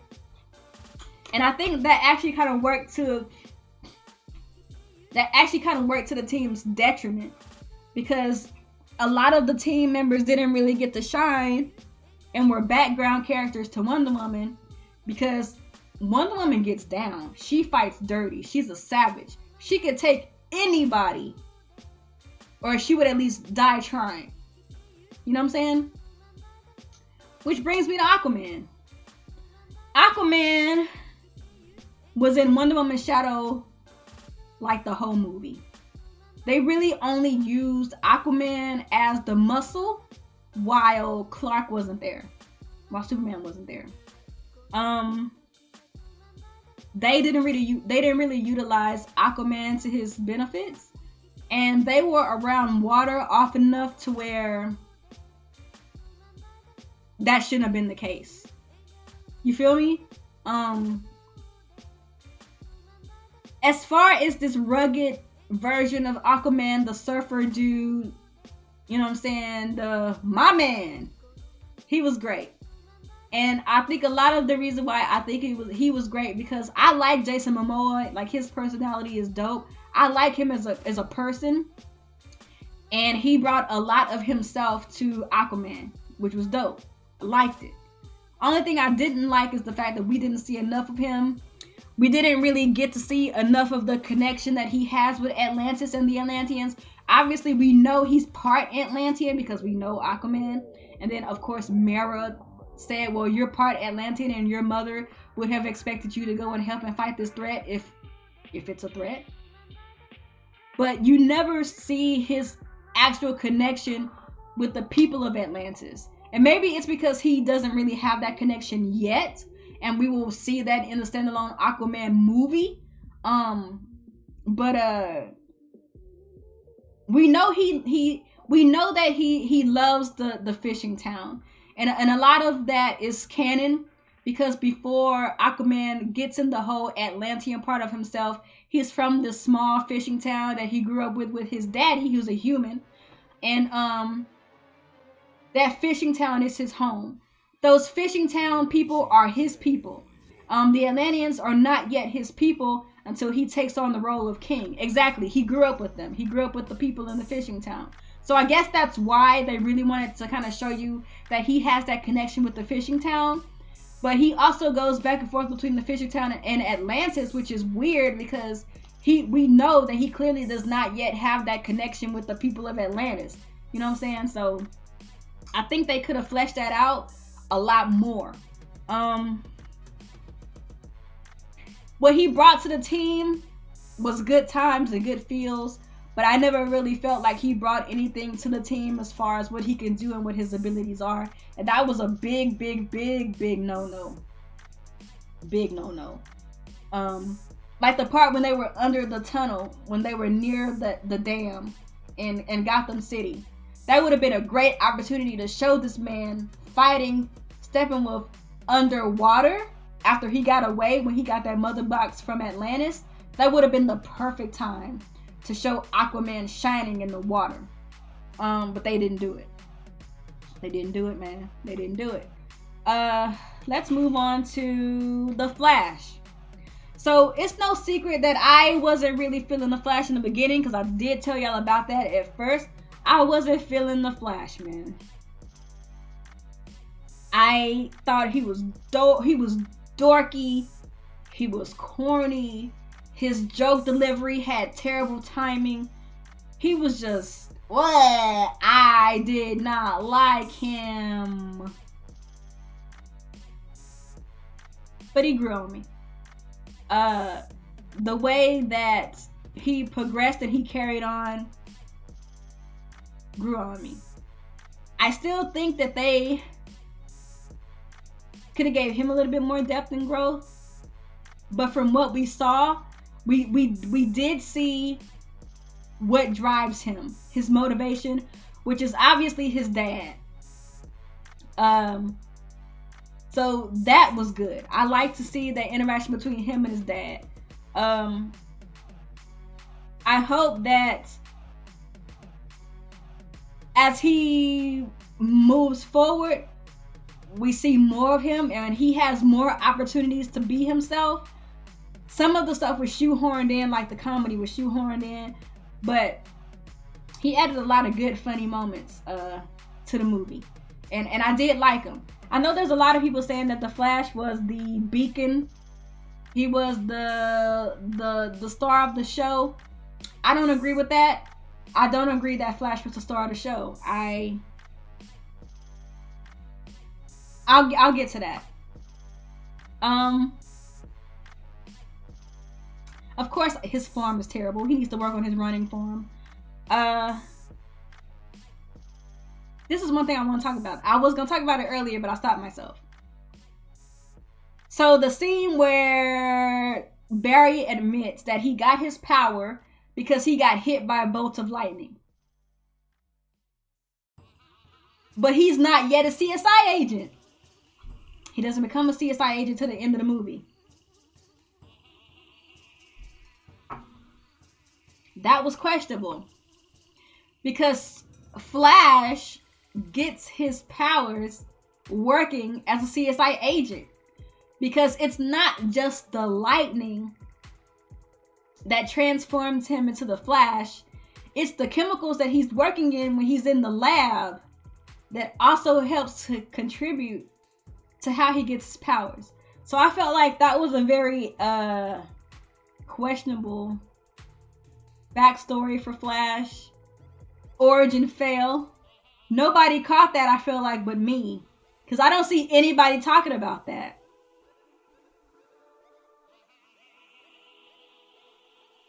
I don't know. So let's talk about Cyborg now. The reason why I feel like the Flash isn't the one who stole the show, and that's because I feel like Cyborg stole the show. If we being real, I expected nothing from Cyborg. I thought Cyborg was gonna be like a RoboCop, Terminator, all machine. no personality based on the trailers. And considering that this is the first time we've ever seen a live action Cyborg, I was concerned about that. I was concerned that he was only gonna be the serious dude who shoots when they say shoot, or does whatever when they say do whatever. But Ray Fisher, my gosh, I never knew who this kid was. I've never seen any of the plays he's been in, but oh my goodness, he surprised the heck out of me in this movie. Cyborg's character sold me. He sold me on Cyborg in this movie. He's serious, yes, but he's not just serious, monotone serious. He's serious in a way where he was an all-star athlete, okay? He was an all-A student. He was on the fast track to a normal life, going to school, living the dream. He was going places. He had this relationship with his daddy that caused tension between the two of them because his daddy was all work and didn't really care about his personal life. Ray Fisher sold me on that.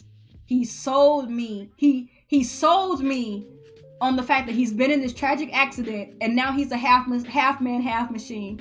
And he doesn't know if he can ever live a normal life again. He sold me on his deep-seated distrust for his daddy. Just the way that he came, his facial expressions when he talked to his daddy, the low eyes, the way that he expressed himself verbally, his body language around his daddy.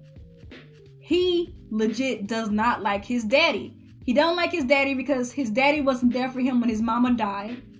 His daddy wasn't there for him when he was trying to live his life and go to school and do the right thing and be a good student.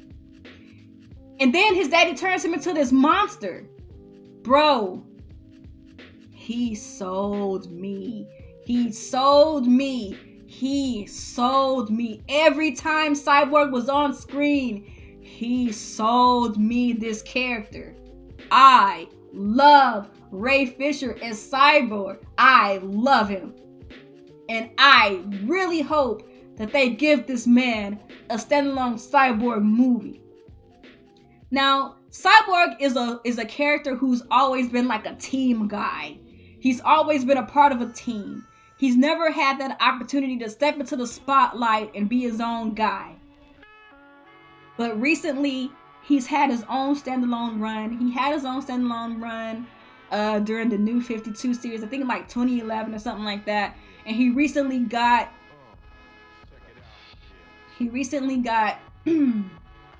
sorry. He recently got a standalone book for DC Rebirth. And I've been reading that. And a lot of Ray Fisher did his homework. Ray Fisher did his homework because we know Teen Titan Cyborg, he's goofy, he's a kid. But when Cyborg gets older and he's indoctrinated into the Justice League and he's growing up, he's becoming an adult, he's becoming a man. He's becoming more serious. He's realizing his place in the world. He's understanding what the technology in his body is capable of doing, and he's becoming his own man. In the Cyborg comics, he's becoming his own man. He's still, jostling the back and forth between man and machine, the interaction with him and his daddy in his standalone comics. Ray Fisher did his homework and he brought that to screen. My God. Cyborg I need to know more. I want to see more. I need to see more. Ray Fisher is a top-notch actor. I think a lot of it is due to the Broadway experience being on. When you're a Broadway actor, there's a different there's a different way that you do things versus a screen actor. So his body language, his face, he sold me. Watching him was such a visceral experience. It was like, you could tell he's a machine. But when he talks, you know he's still a man. It's crazy. He sold me. All right, so let's move on to Superman. So not only did Cyborg steal the show for me, Superman came back in a major way, and I loved it. So I'm not really the biggest Superman fan, but I do know who Superman is from the comics. I know who Superman is from the cartoons. I know who Superman is from the animated movies. This Superman that we got, that's Superman. He's a Boy Scout. He's good corny, not bad corny. He's good corny. He's happy. He's hopeful. This is Superman. This is Superman. So let's talk about it. Every moment he was on screen, man, I loved it. And I know there was a lot of people were questioning Henry Cavill's ability to be Superman, because a lot of people don't really like his portrayal from Man of Steel. A lot of people didn't like his portrayal from BVS. They felt like he was too melodramatic. They felt like he was too emo. I agree to a degree. So if you are a Superman fan, you are vindicated. Henry Cavill brought it. And I always knew he could, because if you listen to Henry Cavill in like interviews and stuff, he's a lighthearted guy, very corny guy, very light-spirited guy. He's a nerd. He loves games and board games, and he's a nerd. So I knew he could do it because he loves the character. And he was every bit of Clark Kent and Superman in this movie, and I'm glad that he showed everybody that he could be a good Superman. He was great. I wish he had more camera time. And I want to see a Man of Steel 2 with this Superman. I want it. I hope for it. I loved it. This is what Superman is supposed to be. I loved it. Loved it. I can't really say anything about that because he wasn't in there. He wasn't in there enough. But I saw enough of him to know that I love him as Superman. Love it. Love it. So let's go ahead and wrap this up, man, because I've been talking to y'all for about 2.5 hours. Although this movie was a technical mess in the CGI and the green screens, although it was rushed as hell, this story was rushed as hell, they found a way to pull this together and make this an enjoyable film. All because of the character interactions. All because of the actors doing their job as these characters. If it wasn't for that, y'all, this movie could not be saved. But because of these characters, man, I enjoyed this movie. I'm not gonna say it's a great movie. It's a good to decent movie. And I enjoyed the characters. I'm gonna tell you my grade in a little bit, Darion. It wasn't too dark or moody, but it wasn't too lighthearted like slapstick, which was what I was hoping that they wouldn't do with Flash. It was a good balance. It just kind of suffered from some cringy writing and dialogue and the fast tracking of the story. I feel like if this movie was a little bit longer and they had time to flesh out some of the plot lines even more, I would be able to comfortably give this a B. But I cannot give it a B. I give it a C+. I feel like this movie is a solid C+. And a lot of it is because of the technical problems and because of the plot and because of the villain. I can't say that this movie deserves more than a C because it has too many problems. but it's enjoyable. And I liked what I saw. And if this is the direction that they're heading in with the DC movies, I'm cool with it. I'm cool with it. And a 7 out of 10. Yes, a 7 out of 10 is a solid C.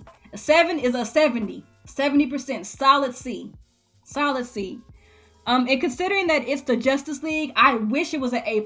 It deserves to be an A++ because it's the Justice League. The Justice League is one of the most iconic superhero teams in pop culture. It deserves to be an A++, but considering the post-production hell of it all, if the C+ was the best they could do, I'm cool with it. I'm cool with it. This movie really brought me back to a lot of the moments in the Justice League cartoon and Justice League Unlimited. There was a lot of moments in there where I feel like they took it straight from the animated movies. There was a lot of moments in there where it feels like they took it straight from the comics. There was a lot of moments in there that overweighed all of the bad technical problems that this movie had. And I can live with it. I can live with that. As long as I got the characters right, which is what we all wanted, I can live with that. What's good, Jody? Jody, yes, I'm giving my final thoughts now. I feel like, and I gave the movie a C+, Jody. I gave it a C+. And I really do truly feel like this movie was an apology to the DC fan base. It was especially an apology to the Superman fan base. And this is them showing that we realize we messed up and there's a lot of stuff that are unavoidable, but we're gonna at least get these characters right. And they did exactly that. I'm very pleased. I'm very pleased that they found a way to at least get a C+ out of this big rumble of mess. Huh? I also like the fact that they just let the characters be. They let the characters be themselves. They didn't focus so much on trying to deconstruct or decompose the characters or find out the finer meanings of why these characters are the way that they are and break them down and make them human. They just let these characters be who they are. And that is the best way they could have gone about this. And that is really what salvaged the movie. That's what saved the movie. Okay, I ain't mad. C+, the miracle compared to what it had. That's what I'm saying. And the reason why I gave it a C+, Jody, is because I couldn't avoid a lot of the technical issues. I couldn't avoid a lot of the plot holes. I couldn't avoid a lot of the rushed things that happened in regards to the story. But the thing that they did right, which was the characters, is the reason why I enjoyed it as much as I did. And the reason why I gave it a C+. But all of the other stuff, I can't avoid it. I can't avoid it. It does have problems that I can't avoid. But the characters, perfect. You can definitely tell that this movie is the product of two directors. And that's a lot of the reason why I'm giving it a C+, because there's a lot of crap around this movie, man. Two directors, different composers, reshoots. This movie went through a lot. And so for it to pull itself by the bootstraps in the way that it did, I have to give it at least a C. I have to. I feel like a lot of what developed was expedited, but what they did it to the best of what they could have possibly done it. My advice, if anybody in WB or DC is watching this, which I highly doubt, focus on taking your time with the story. Make sure that you fine tune it to where people who don't know these characters will understand where they're coming from, and understand the world that they are coming from and the world that they live in, and what that brings to the overarching what it brings to the world, man. I don't know, man. I like the movie. Solid C+ movie. It could have been more. It could have been more. But considering the circumstances, C+. And I feel like that's good. Because I went into this movie thinking it was going to be a straight up D. Straight up F movie. I went into this movie with a very analytical eye. I went into this movie thinking that I was going to spot everything that I hated and was going to double down on it. Because I'm such a fan and I know how things should be done. I felt like I was going to take a fine-tooth comb and iron out everything. But this movie surprised me. I liked it, man. I liked it. So that's pretty much all I have to say about the movie. This is 2.5 hours. Holy crap. 2.5 movies of what I felt about the movie. If anybody has any comments or questions, I am free to answer those before I bounce. Because my voice box cannot stand any more of talking. My voice box has almost had it. Let's see. What is Darion Yus saying? What do you give the movie? I give the movie a C+. The movie gets a C+ for me. Do you like both Marvel and DC? Here's my thing. I'm first and foremost, I am a DC fan, and I'm not afraid to admit that. I grew up on DC. I grew up on a little bit of Marvel too. Like coming up, I grew up on the X-Men movies. Not movies, I'm sorry. The X-Men cartoon. And I grew up on the Spider-Man cartoon. But outside of Spider-Man and X-Men, I didn't really know much about Marvel until the Marvel Cinematic Universe started with Iron Man 1. And ever since then, I became a Marvel Cinematic Universe fan.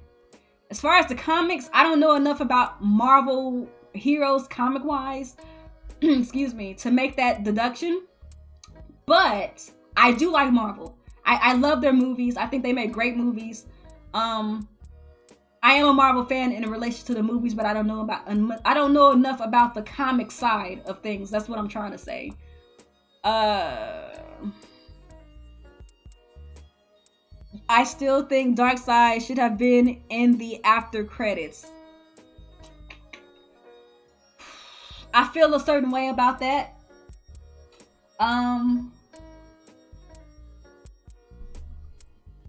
I'm kind of glad that they didn't blow their load with Darkseid because, hold on.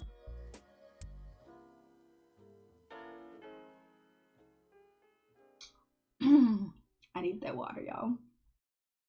So, I'm kind of glad they didn't blow their load on Darkseid because if Warner Brothers and DC decides to make Justice League 2, they could really fine-tune and take time with the build-up of that storyline. If they're gonna go with Darkseid, I'm glad that they didn't put it in this movie so that they can have time to actually iron out all the problems that was in this movie and then make an A++ Justice League 2. So I'm actually glad for that they didn't blow their load, because I feel like in Batman vs. Superman, they blew their load with Doomsday. I feel like Doomsday came too soon. Blew their load with that.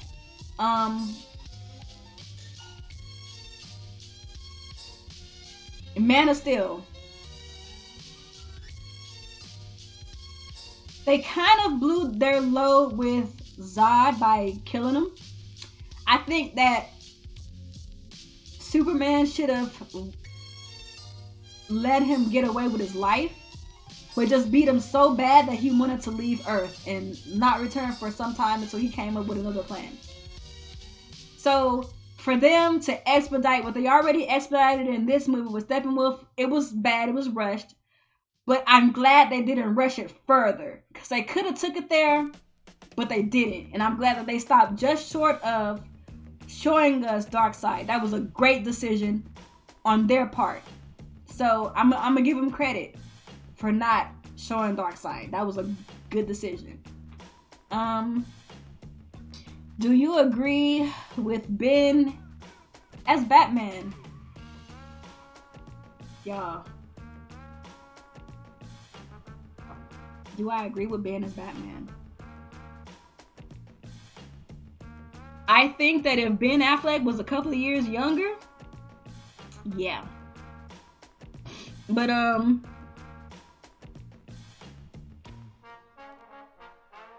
some of the scenes show that he's too old. Like, you could tell that his body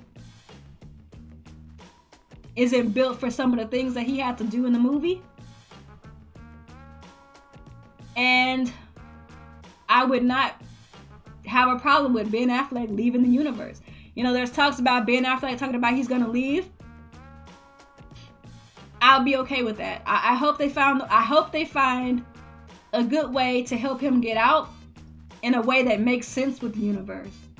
But I do like him.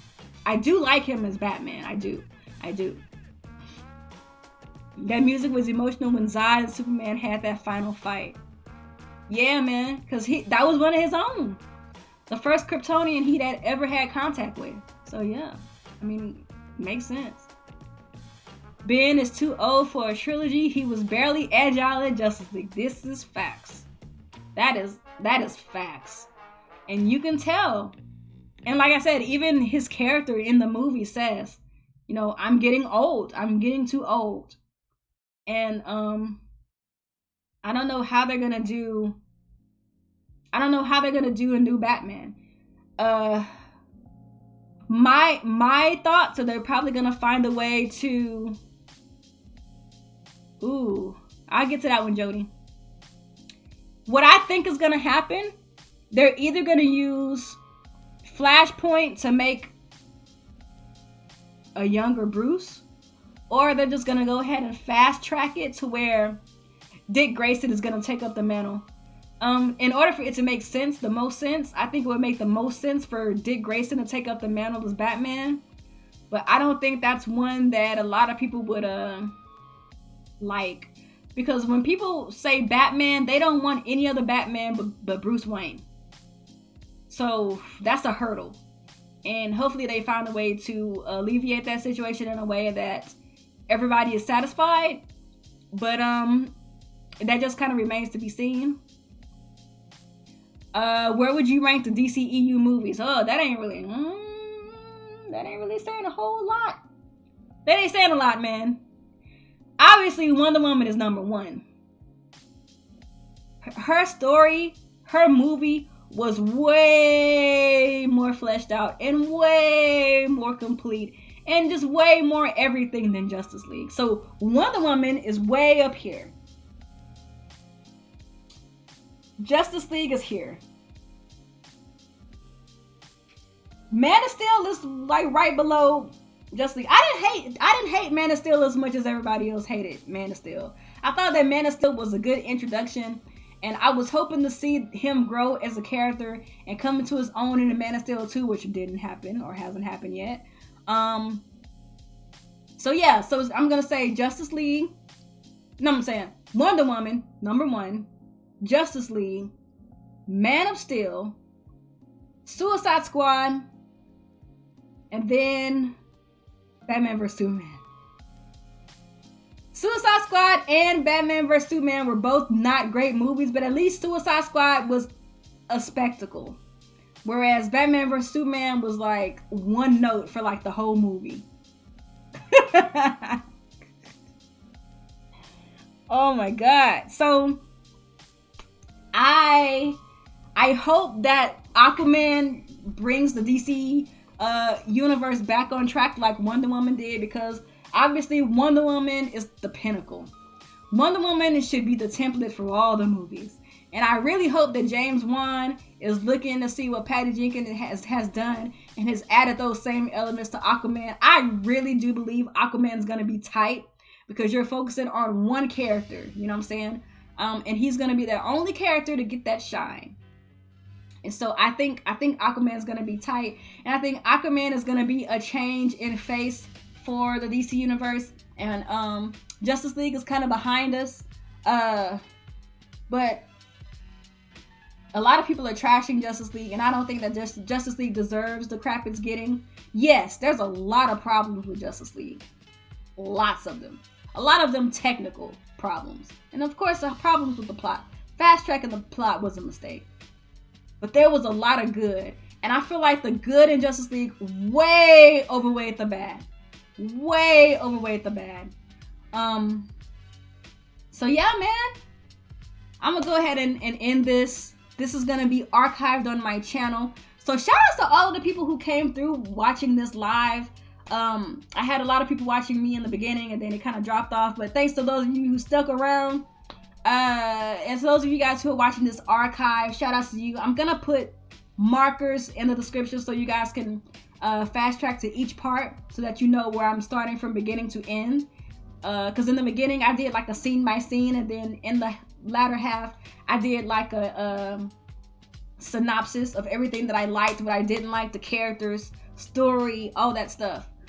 So yeah, man, make sure you watch this, give it a like, give it a share if you liked it. And I appreciate all of you guys, man. Thank you guys for watching. And I'll holler at y'all later, man. Peace.